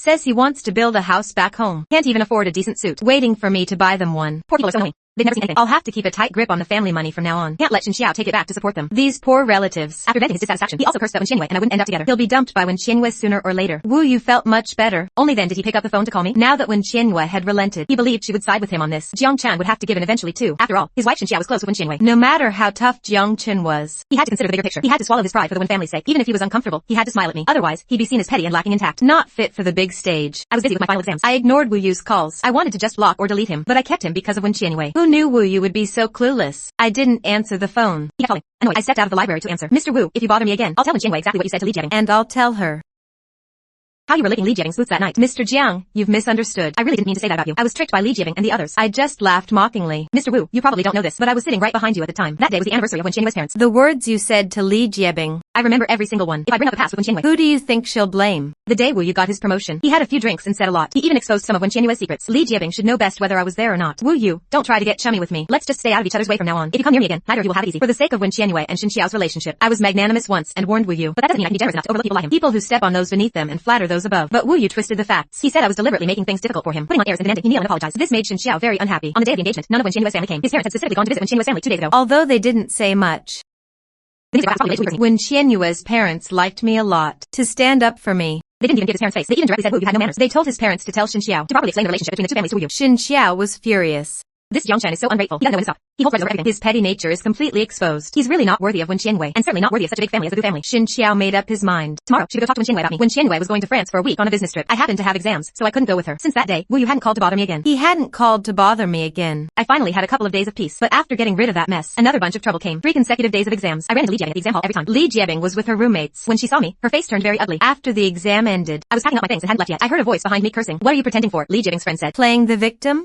You'll get what's coming to you. Then it's all about how he's a jerk living off a woman. The perfect net comments never stopped. I could tell from the voice it was Li Jiabing's roommate cursing me. Li Jiabing even pretended to stop them. All fake. But it didn't help much. A lot of classmates didn't rush off. They whispered to each other for a while. Soon the whole exam hall knew the sheetery about me stealing Li Jiabing's rich girlfriend. It kept changing in Li Jiabing's roommate's mouth. The wildest version was that I got dizzy from low blood sugar. Li Jiabing kindly gave me 2 milk candies. Then through those candies, I found out about Wen Qianwei. I schemed to meet Wen Qianwei. Used the candy as an excuse to act pitiful and beg for protection. Slowly stole Wen Qianwei away. What a country bumpkin from the mountains. Too hungry for a full meal to care about shame. Probably already did who knows what with Wen Qianwei. I thought that was the most ridiculous reason. After the 3rd day of exams, the proctor collected the papers and left. I was about to leave too. Li Jiabing's roommate blocked me. Jiang Chen, apologized to Jiabing. Speechless. I asked why I should apologize for their rumors. I looked back at Li Jiabing. What do you mean, Li Jiabing? Did I steal your girlfriend or those 2 milk candies? Do you want them back or do you want me to count how you and your roommate, at Wen Qianyue's parents' wedding anniversary, deliberately led Wu Yu to speak? It was Li Jiabing who drove me away. I didn't expect to confront him head on, but I did. Seeing Li Jiabing lose his nerve, his roommate immediately cheered him on. Jiabing, don't be scared. Tell everyone the dirty things Jiang Chen did. Let the classmates see his true face. I chimed in with a smile. Yeah, go ahead. I'm all ears. But first, explain your relationship with Wen Qianwei. Then I'll believe you don't. I got up to leave. Yu Tingzhu suddenly realized. I get it. It's the kind of relationship that lets your roommate throw his weight around. Li Jiabing's eyes turned red. His roommate got angry and reached out to slap me. I dodged and said calmly, want to hit me? Be careful. Someone lie me. Born poor. Can't move past money. Careful. I'll make you regret it. Then I left the classroom. The onlookers, seeing no DRA left, all filed out of the room. Walking out, I just turned on my phone when Qianyue's call came through. Jiang Chen, are you done with exams? I'm done with my work too. I'll catch the plane back tomorrow afternoon. She sounded really het pie. Her tone was much lighter. I was calmer. Yeah, it's over. When Qianyue laughed, what gift do you want? I have half a day fry. Perfect time to bring you something back. I wanted to say I didn't need anything, but then I remembered the 3 days of exams, with Li Jiabing's roommate insulting me indirectly. I felt a bit resentful toward Wen Qianyue. I've been craving sweets lately. Do they have any there? Lie candy or something? The thing between Li Jiabing and Wen Qianwei. It was always Li Jiabing talking about it alone. Wen Qianwei was secretive and avoided the topic. I pretended not to know. So we never actually talked about Li Jiabing. I believed Wen Bin's Shitari at first. I believed Wen Qianwei at first. She wouldn't be so two-faced. Earlier, I caught her taking Wen Xiaoza to the mall. Then Li Jiabing got close to Wen Qianwei. At that time, I thought about breaking up, so I didn't bother with it. But now I'm stuck with the label of being the other person. I need to figure out what really happened back then. Wen Qianwei asked, sweets, just candies, and pastries, and tea snacks. Do you want? I was lost in thought and blurted it out. Wen Qianwei, have you ever bought candy for anyone else? I was lost in thought and blurted it out. Wen Qianwei looked confused. What? I smiled and said, nothing. Talking with Wen Qianwei. Classmates who hadn't seen clearly in the room came out. They saw me outside the building on the phone with someone, all caring and concerned, unsure whether to believe Li Jiabing and his roommate. But the candy from France. Li Jiabing had given it to many people, and everyone who got it knew. Right now, I'm in the living room, surrounded by gifts Wen Qianwei brought back, including a big bag of all kinds of candy. Wen Qianwei is showering in the bedroom. I organized her luggage neatly, looked at each gift one by one. The candy wasn't just milk candies, all sorts of varieties, all kinds of flavors. Those milk candies blended in, not standing out. I opened the packaging. The production date on the wrapper matched Li Jiabing's exactly. Clearly, this candy might not have been bought this time. This also meant Li Jiabing's candy was indeed from when Wen Qianwei went to France on business during their lost contact. Brought back for Li Jiabing. Candy for him to flaunt as a claim. I picked out the milk candies one by one. The more I picked, the more absurd it felt. Really grateful for Wen Qianyue's great kindness. Still saving a SE for me. Then when Qianwei saw me staring at the milk candies, she couldn't help but feel nervous. This candy was specifically requested by Wen Xiaoza. During that time, she deliberately ignored me and forced herself to contact Li Jiabing. When she bought the candy, Li Jiabing happened to be there. Out of face, she gave some to Li Jiabing too. This SE was kept separately for me. Later, she didn't go on the trip. Never had a chance to find an excuse to give it to me. So, picked them out. When Qianwei sat down next to me, picked up the milk candy in my hand, peeled off the wrapper and put it in her mouth. Tastes pretty good, just too sweet. If it's hard to choose, keep them all. Next time, I'll bring some for Z's. I lowered my eyelids, hiding the sarcasm in my eyes. When I wasn't aware, she had so many luxuries, but I was still sleeping on the streets, saving money on a meal. Eating water-soaked buns was fine. Then I'll keep them all. For once, I was greedy and wanted everything. When Qianwei relaxed, smiled with satisfaction. Good, keep them all. But you have to give me something in return. She held my face with her right hand, kissed me.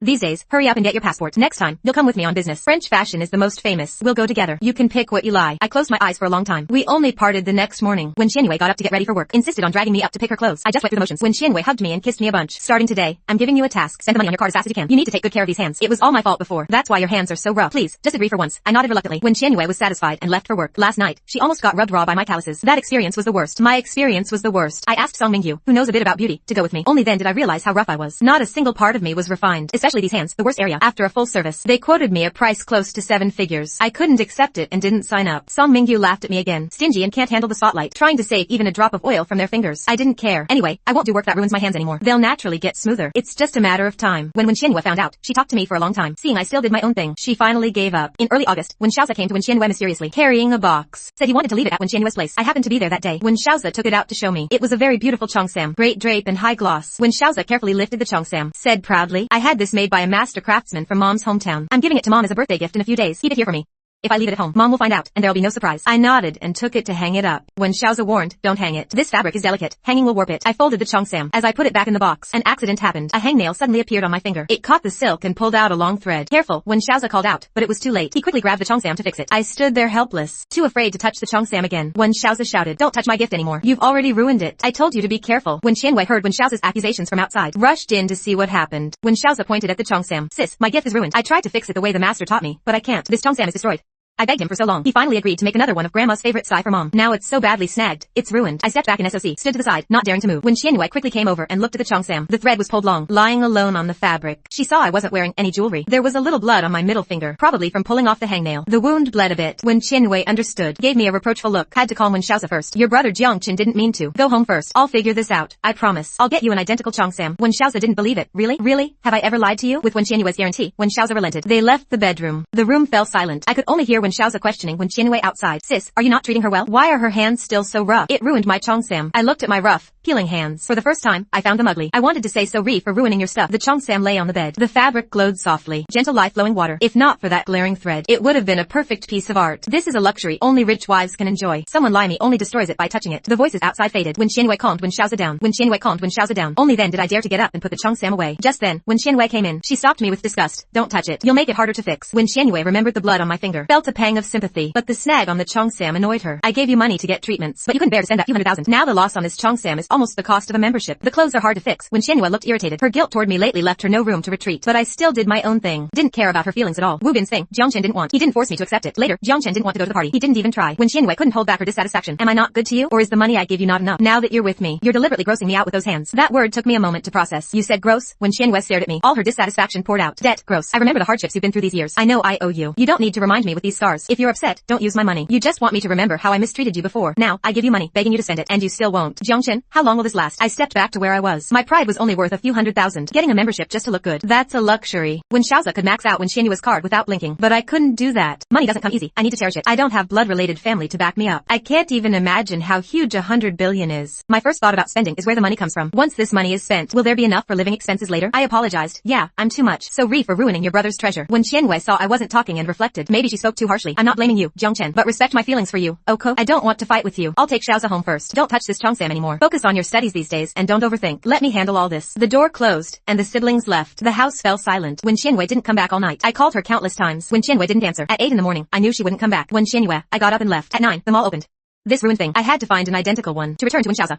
The city is so big. There must be a way somewhere. But I underestimated the master Wen Xiaoza mentioned. Most cheongsams in stores looked similar, but the styles always lacked a certain charm. Couldn't met the elegance of Wen Xiaoza's find. The only master I found shook his head, saying he couldn't help. I searched from morning till night before returning to the dorm. Called Wen Qianwei, but she still didn't answer. This is how Wen Qianwei shows anger. It's happened before. Wen Qianwei has a high emotional threshold. When we argue, Wen Qianwei would also lower her head and act cute. Usually, the fight wouldn't escalate. In 3 years, Wen Qianwei only got angry once. Back then, she also went missing for a while. I couldn't reach her, but she'd said beforehand she was busy with work. So I never asked about that lost time. Where she was. I just had to wait quietly for her to see you down. And she'd come back to me. She'd come back to me when she cooled down. Then came the lost time after borrowing money. But today, looking at the call screen, I felt terrible. I've been overthinking all day. The image of Li Jiabing and Wen Qianwei getting in the car together kept flashing. After Wen Qianwei contacted Li Jiabing, I lost my trust in her. I couldn't control myself. Exhausted, I covered my face with a blanket. I kept making excuses for Wen Qianwei. I'm easygoing and never clashed with her. But I forgot about the term cold violence. The next day, I felt dizzy. My face felt hot. I took 2 fever pills and went out. I've been to every place I could these days. Still no text from Wen Qianwei. No call either.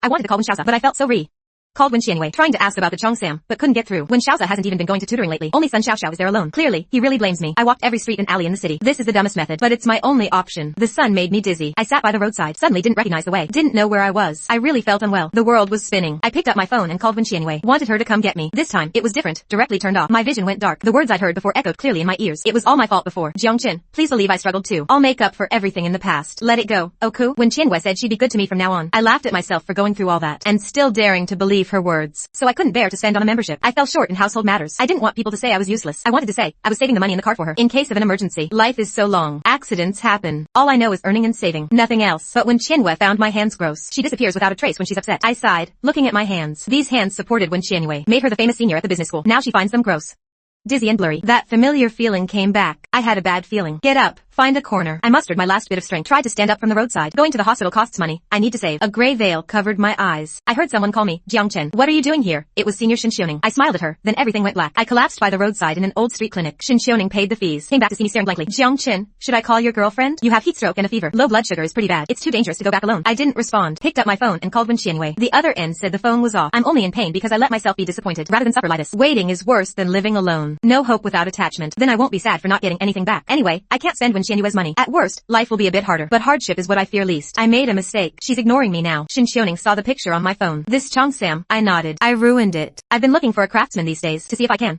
I trailed off to see if I can fix it. Shin Xiaoning sighed. How expensive is this dress to make Wen Qianwei so angry? Yeah, the fabric looks delicate and hard to care for, but it's not worth a cold war over a dress. It's not the dress. In Wen Qianwei's eyes, I did it on purpose, Shin Xiaoning advised. In a relationship, merging takes compromise. Jiang Chen, you're too stubborn. Sometimes you need to bend, so the other person feels needed. Now is the perfect time to bend. But Wen Qianwei had completely disappeared. Where do I go to bend? Lying on the roadside, staying there until someone calls the cops, having the police call him to come. That's really begging. I didn't speak. Shin Xiaoning, who lives comfortably, couldn't understand that pickup. They're rich. They don't care about the value of real money. They measure value by rarity. This Cheongsam is a rare item, far beyond what ordinary people see as value. To me, a few $100,000 for a membership is wasteful, but Wen Xiaoza doesn't see it that way. This Cheongsam means a lot to her brother. Hard to fix. I've asked many masters, and none can do it. My smile was worse than crying. Shin Xiaoning understood. I get it. You need to fix that thread on the Cheongsam, right? Jiang Chen, you always carry everything yourself, walking so many roads alone, rather than suffer to find a solution. You won't ask anyone for help. I don't understand. Shin Xiaoning smiled mysteriously. What if I said you have great resources right next to you? I didn't understand. Shin Xiaoning didn't say more, waited for my four to finish. She took me to Wen Qianwei's to get the Cheongsam at Yuqing Academy. As soon as I entered, I knew Wen Qianwei had been back. The Cheongsam was back in its box. The damaged part wasn't fixed. I wanted to call Wen Qianwei. Thought about it, then gave up and took the Cheongsam. Shin Xiaoning took me to the third floor of the art building at Yida. She knocked on one of the classrooms. There was a lot of clattering inside for a while. A messy-haired person opened the door, saw me and Shin Xiaoning. The girl scratched her messy hair and asked with a smile, Teacher Shin, what brings you here today? Shin Xiaoning introduced me to her. This is the first batch of students I taught as an art teacher, named Fang Xinxin. I nodded, and Fang Xinxin rummaged through boxes and cabinets, grabbed a bar of soap and ran out. Came back in no time, already looking like a neat little girl. Teacher Shin, what brings you here today? Fang Xinxin didn't beat around the bush. After pouring water, she directly asked Shin Xiaoning her purpose. I showed the Cheongsam to Fang Xinxin. I do have a job that needs your help. Fang Xinxin saw it was extremely delicate silk, quickly wiped her hands clean, put on a pair of white gloves. Only then did she place the Cheongsam on the table to examine it. Seeing this, I felt ashamed. If I had been this careful, I wouldn't have made such a mistake. Fang Xinxin held a magnifying glass. The color is really authentic, and the craftsmanship looks like it was handmade by a master with decades of experience. But the silk is pulled quite long, hard to fix. Hearing her, I anxiously asked if it could be fixed. Fang Xinxin asked how old the person was. I told Fang Xinxin Wen Qianwei's mother's age and information. Also told Fang Xinxin it was a birthday gift. Only a few people have seen it so far, and it's urgent. Fang Xinxin pondered. We're all classmates. If you trust me, leave it with me. Wen Qianwei has already given up on this Cheongsam. Now I'm trying anything as a last resort. Best if it can be fixed. If not, I'll pay compensation. Return it to Wen Xiaoza. With my permission, Fang Xinxin started calling her friends. Sis, I've got some great material here. Come over quick and start working. Soon, my phone had over a dozen friend requests. All kinds of random stuff. Everyone had an ad request. All saying, add me, buy me this, and I'll go. The things they wanted were all over the place. Mostly stuff like milk tea and snacks. Not expensive. Just buying them was a bit of a leg workout. Shin Xiaoning laughed. See, making friends is that simple. I sighed. Yeah. Didn't expect I'd be so famous. Two of us went shopping. By the time we got back, it was 2 hours later. When we returned, the place was packed. Both girls and boys. Everyone was focused on their work. That Cheongsam was already half taken apart. A guy with white gloves on his hands was carefully removing the frog buttons one by one. Didn't even pay me any attention. This piece is very complex in craftsmanship. Ordinary masters won't fix it. Stay sharp these 2 days. If we fix it, it's our skill. I felt very ashamed. I let this piece down. It's urgent. These people had clear divisions of labor, working non-stop without any complaints. I acted as a delivery guy, fulfilling every request they had. Shin Xiaoning helped out as a cleaner. Jiang Chen, there are many students struggling just like you. But never underestimate these poor students. You too. Jiang Chen, look in the mirror and see how great you are. I was praised for the first time. Felt a bit embarrassed. Senior sister Shin, stop teasing me. Thank you for this matter. I'll treat you to a meal later. These days, because of adding random friends, I'd accept any friend request. One afternoon, I went to the school clinic for a fever shot. Received a WeChat message from one of those accounts. It was a 6DO. In front of a small western style house. Wen Qianwei and Li Jiebing got out of the car together. Wen Xiaoza from the back seat followed beside them. The whole scene looked harmonious. There was a timestamp below the 6DO. It was exactly the days I was looking for Wen Qianwei, but her phone was off. I didn't bother asking who sent it. I had already come to terms with this. The needle stung a bit going in. I comforted myself. After this shot, I'll be fine. I've been feverish this long. Time to wake up. I didn't delete the 6DO. Coming out of the school clinic, I went into the studio to check on the Cheongsam. The repair progress wasn't affected by the 6DO at all. The Cheongsam had undergone major changes. Many old materials couldn't be used. Fang Xinxin couldn't leave her pot. Told me to go pick it up. Shin Xiaoning drove me to the old tailor shop on East 3rd Street. Just as we parked, I heard Shin Xiaoning ask, Jiang Chen, is that your girlfriend? I looked up and saw Wen Qianwei parked right across from us. Wen Qianwei and Li Jiebing went into one of the independent small western style houses. I suddenly remembered Li Jiebing's family lived around here. I smiled and got out of the car. He's not. We broke up. Life is already hard enough. Don't force yourself to suffer. Money can't buy the happiness I want. Letting go is like pulling out the weeds cleanly. I don't need Wen Qianwei anymore. The next day was Wen Qianwei's mother's birthday. The missing Wen Qianwei called me and said, Wen Xiao's issue is resolved. After work tonight, come pick me up to go home for dinner. To celebrate her mother's birthday. I didn't agree or refuse.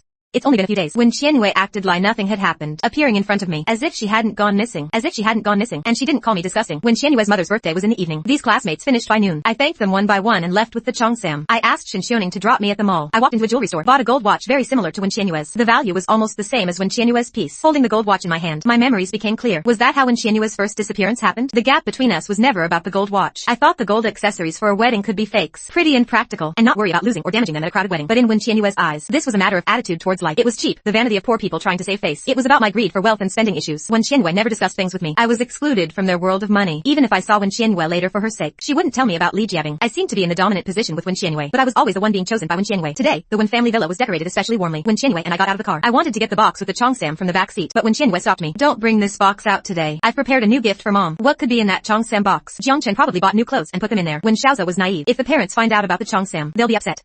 I said nothing, left the box in the car. Wen Qianyue and I walked in. We saw Wen's mom and Li Jiabing chatting. Wen Xiaoza was cutting fruit for them nearby. Wen's dad was busy in the kitchen doing something. Wen Xiaoza smiled and greeted them. Sis, you're here. Come have some fruit. Li Jiabing stood up to greet. Jiangchen, Miss Wen. I replied, hello. Wen Qianyue said nothing. Now that she was in her home, I couldn't argue with Li Jiabing and make Wen Qianyue lose face. Auntie, happy birthday to you. Seeing Li Jiabing there, now Wen Xiaoza was deliberately ignoring me. I went over to greet Wen's mom. Wen Qianyue's so-called family gathering was quite lively. Wen's mom smiled and smoothed things over. Everyone's here, let's eat. Jiangchen, why haven't you come over to play lately? Auntie, I want to buy a few paintings. Can't make up my mind. I wanted to ask for your advice. Li Jiabing was the son of a family friend. She couldn't say it too directly, hoping Li Jiabing would take the hint and stop meddling in her daughter's affairs. Li Jiabing's expression didn't change, acting like he heard nothing. In a couple of days, you and Wen Qianyue go to France to buy me a few paintings. Just use your judgment. Who goes to France with Wen Qianyue to buy paintings isn't certain yet. As long as Wen Qianyue breaks up with Jiangchen, taking him along, his parents couldn't do anything. Wen's dad brought out a bowl of soup from the kitchen, and dinner started. A few people ate at the table. Before eating, Wen Xiaoza brought out the cake he made himself. Wen Qianyue called me softly. Jiangchen, come closer and blow out the candles together. I shook my head, politely declining. I'm not feeling well. You go with your brother. Wen Qianyue thought I was still upset about the other day. Didn't push it. Then keep Li Jiabing company, so he won't feel awkward. I watched the four of them blow out the candles together. Li Jiabing was also there, adding to the atmosphere. Wen Xiaoza brought out the gift for Mrs. Wen. Mom, happy birthday to you.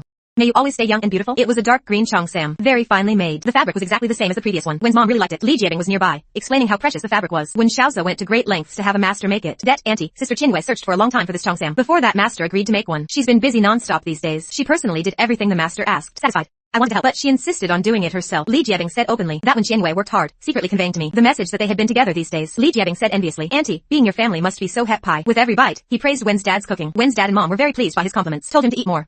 I ate in silence. I'm not good with words, can't learn that. Coldly watching Li Jiabing's close interaction with Mrs. Wen. Maybe with a son-in-law like that, the family would be more harmonious. I lowered my head. Under the table, my rough hand was suddenly gripped tightly by Wen Qianyue. I didn't pull away, just felt the hangnail on my middle finger start to hurt again. It's okay, I've already pulled it out myself. It's just phantom pain. Such flattery worked on Wen's mom. Thank you, Li Jiabing, for coming to celebrate the birthday, not mentioning the children's filial piety at all. Wen Qianyue had prepared a set of jade jewelry. Mom, Jiangchen, and I have a gift for you too. Li Jiabing started enthusiastically praising the jade's benefits. Det, auntie, this jade necklace matches your Chongsam perfectly. As soon as I saw this set of jewelry, I knew you'd lop it. It sounded like Li Jiabing had picked it all out. I sneered inwardly. When it really came to money, they had all planned it together. I had no right to participate, just had to sit and watch. They seemed to misunderstand one thing. I'm frugal, not cheap. Wen's mom frowned.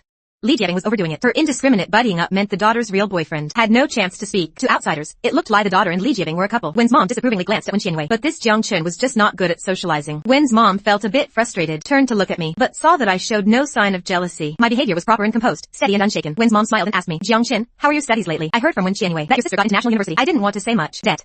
Wen's mom, being experienced, knew that today Wen Xiaoza inviting Li Jiabing to dinner was a bit inappropriate. Jiangchen, what's in that box you brought in? The nanny said I had a box with me, but Wen Qianyue refused it, so I put it down. Wen's mom guessed it was a gift for her. Maybe Wen Qianyue thought it was too cheap, afraid she wouldn't lie it, so she didn't let me bring it in. It's just a small thing. I'll bring it to you later. Wen's dad also misunderstood. Thought I was worried they'd look down on my gift. Too embarrassed to bring it out, so he spoke up. Auntie used to lop handmade little trinkets. If you could make her some small ornaments, she'd definitely wear them every day. With that said, I couldn't refuse anymore. When Qianyue went to get the box I brought, Li Jiabing sat there, waiting to see what I could come up with. In the end, it's still Wen Qianyue's money. When Qianyue came in with the box, Wen Xiaoza recognized it as the one that used to hold. Wen Xiaoza recognized it as the box that used to hold the Chongsam. Looked at me puzzled. I showed no reaction, took out the white gloves Feng Xinxin gave me from the box and put them on. Spread the Chongsam out for Wen's mom to see. A sky blue Chongsam, adorned with very intricate phoenix tail patterned frog buttons, exactly covering the thread I had pulled. Embroidery in the same color scheme subdued the ink brush strokes a bit, giving the Chongsam a deeper sense of layering. This was Feng Xinxin's design, also the result of many elite classmates from Haida working tirelessly together. An original painting by a national gold medalist in Chinese painting. Embroidery by a Suzhou embroidery inheritor. Side adjustments from a Chongsam family. The whole Chongsam was made classically elegant, modified according to its original form, without any trace of modern industrial feel. When Xiaoza asked in disbelief, "This Chongsam, Brother Chen, you fixed it?" They had thought about embroidering on it, but time was too tight. The master wouldn't take the job. He and his sister discussed it for a long time. Had to settle for the next best, except Li Jiabing's suggestion. Have a master rush to make a new one. I nodded. Anta, first, I need to apologize to you. This is actually Wen Xiaoza's gift to you. I accidentally snagged it, so I'm giving it to you like this. Wen's mom nodded, very pleased, felt the embroidery and asked, "This is Suzhou embroidery, right?" The stitchwork is good. One of our classmates knows embroidery. The painting was also done by a student from our school's Chinese painting department. I made a few small changes to the style. Hope you like it. Wen's mom held the Cheongsam up to herself. Liked it. When Qianwei was a bit surprised, asked quietly, "You had this method, why didn't you tell me? I wouldn't have had to worry for so many days." I didn't even glance at her. Took out another item from the box. "That Cheongsam counts as Wen Xiao's gift to you. This one is my gift to you." I opened the black velvet pouch. Wen's mom took out the gold watch inside. At first glance, it looked exactly like Wen Qianyue's grandfather's. This classic sigh. I searched for a long time in jewelry stores. This one could pass for the real thing. The gold watch was found again. Wen's mom and Wen Xiao were very surprised, but Wen Qianwei was alarmed. I spoke calmly and politely about this gold watch. "First, I'm very sorry. This gold watch is not the original one. It's the closest met I found later." That day, when Qianwei had a car accident, at the critical moment, I really didn't have any money on me, so I had to sell this gold watch to pay for Wen Qianyue's emergency treatment. I didn't explain it clearly at first, causing so many misunderstandings for you. I'm truly sorry. Here is the receipt from selling the gold watch. Please take a look. I stood up and placed the receipt on the table, bowed to Wen's parents to apologize. "Now I'm returning it to you. And please, Mr. Li, go out and explain to my classmates that I didn't steal a gold watch." Wen Xiaoza explained in surprise. "Brother Chen didn't steal the money. It was my sister who kept misunderstanding him. He's clearing his name." Inside the receipt were 6 yuan in bills. I specially exchanged them at the jewelry store. Together, it was exactly enough. The exact amount from the original gold watch Zio. Wen's mom was an elder. Didn't hold my current blunt words against me. Instead, she grabbed my hand, put the gold watch on my wrist. "What misunderstanding? No misunderstanding. That was so long ago. It's over. This gold watch was always meant for you. Whatever you do with it, we don't care. The gold watch will be given to me later." That was clearly her backing me up. The words were clearly backing me up, obviously showing she didn't lie Li Jiabing. I didn't refuse.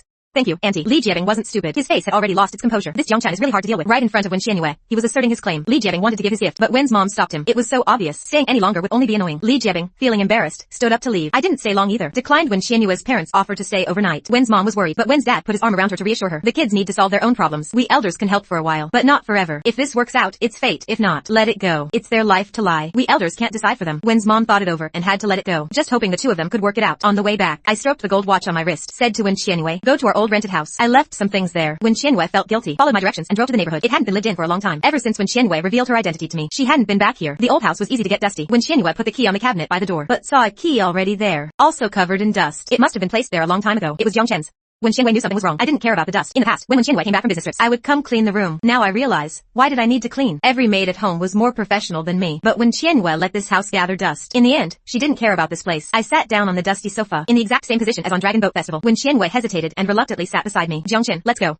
It's too dirty here. I'm sorry for misunderstanding you. About the gold watch, didn't we agree? The past is in the past. Why bring it up again today?" I opened my phone, played the 60O for Wen Qianyue. That day I asked if there was anything else you were hiding from me. You said it was over too. Today, I received a 60O of you and Li Jiabing. Wen Qianyue frowned, watched the 60O, and quickly denied it. "It's not like that, Jiang Chen. Don't misunderstand." Li Jiabing said he knew a skilled master. I only met Li Jiabing these past few days. When Xiaoza was there too, I had no contact with him at all. Thinking about how I had misunderstood her and Li Jiabing these past 2 days, Wen Qianyue was anxious. I didn't argue further. Got up and took 2 dusty toffee candies from the table. Gave one to Wen Qianyue. Wen Qianyue didn't understand. Opened the toffee wrapper. Put the white candy in her mouth. It was indeed better than the one Song Ming you gave, but it had a bit of a dusty taste. When Qianwei still didn't understand the origin of these 2 candies, I closed my eyes and savored the taste of dust. That day I went back to school, almost fainted from low blood sugar. Li Jiabing gave me these 2 toffees, said they were a gift from his girlfriend brought back from France. When Qianwei guessed these 2 toffees were trouble, I turned and saw you waiting for him outside the dormitory. I held these 2 candies, followed the 2 of you through the school scenery. Finally, he got into your car. I recalled myself back then. 2 toffees, a pair of 25 yuan shoes, puddles of muddy water everywhere. These will be my lifelong taboos. When Qianwei panicked, Jiang Chen saw everything. His contact with Li Jiabing. Jiang Chen knew.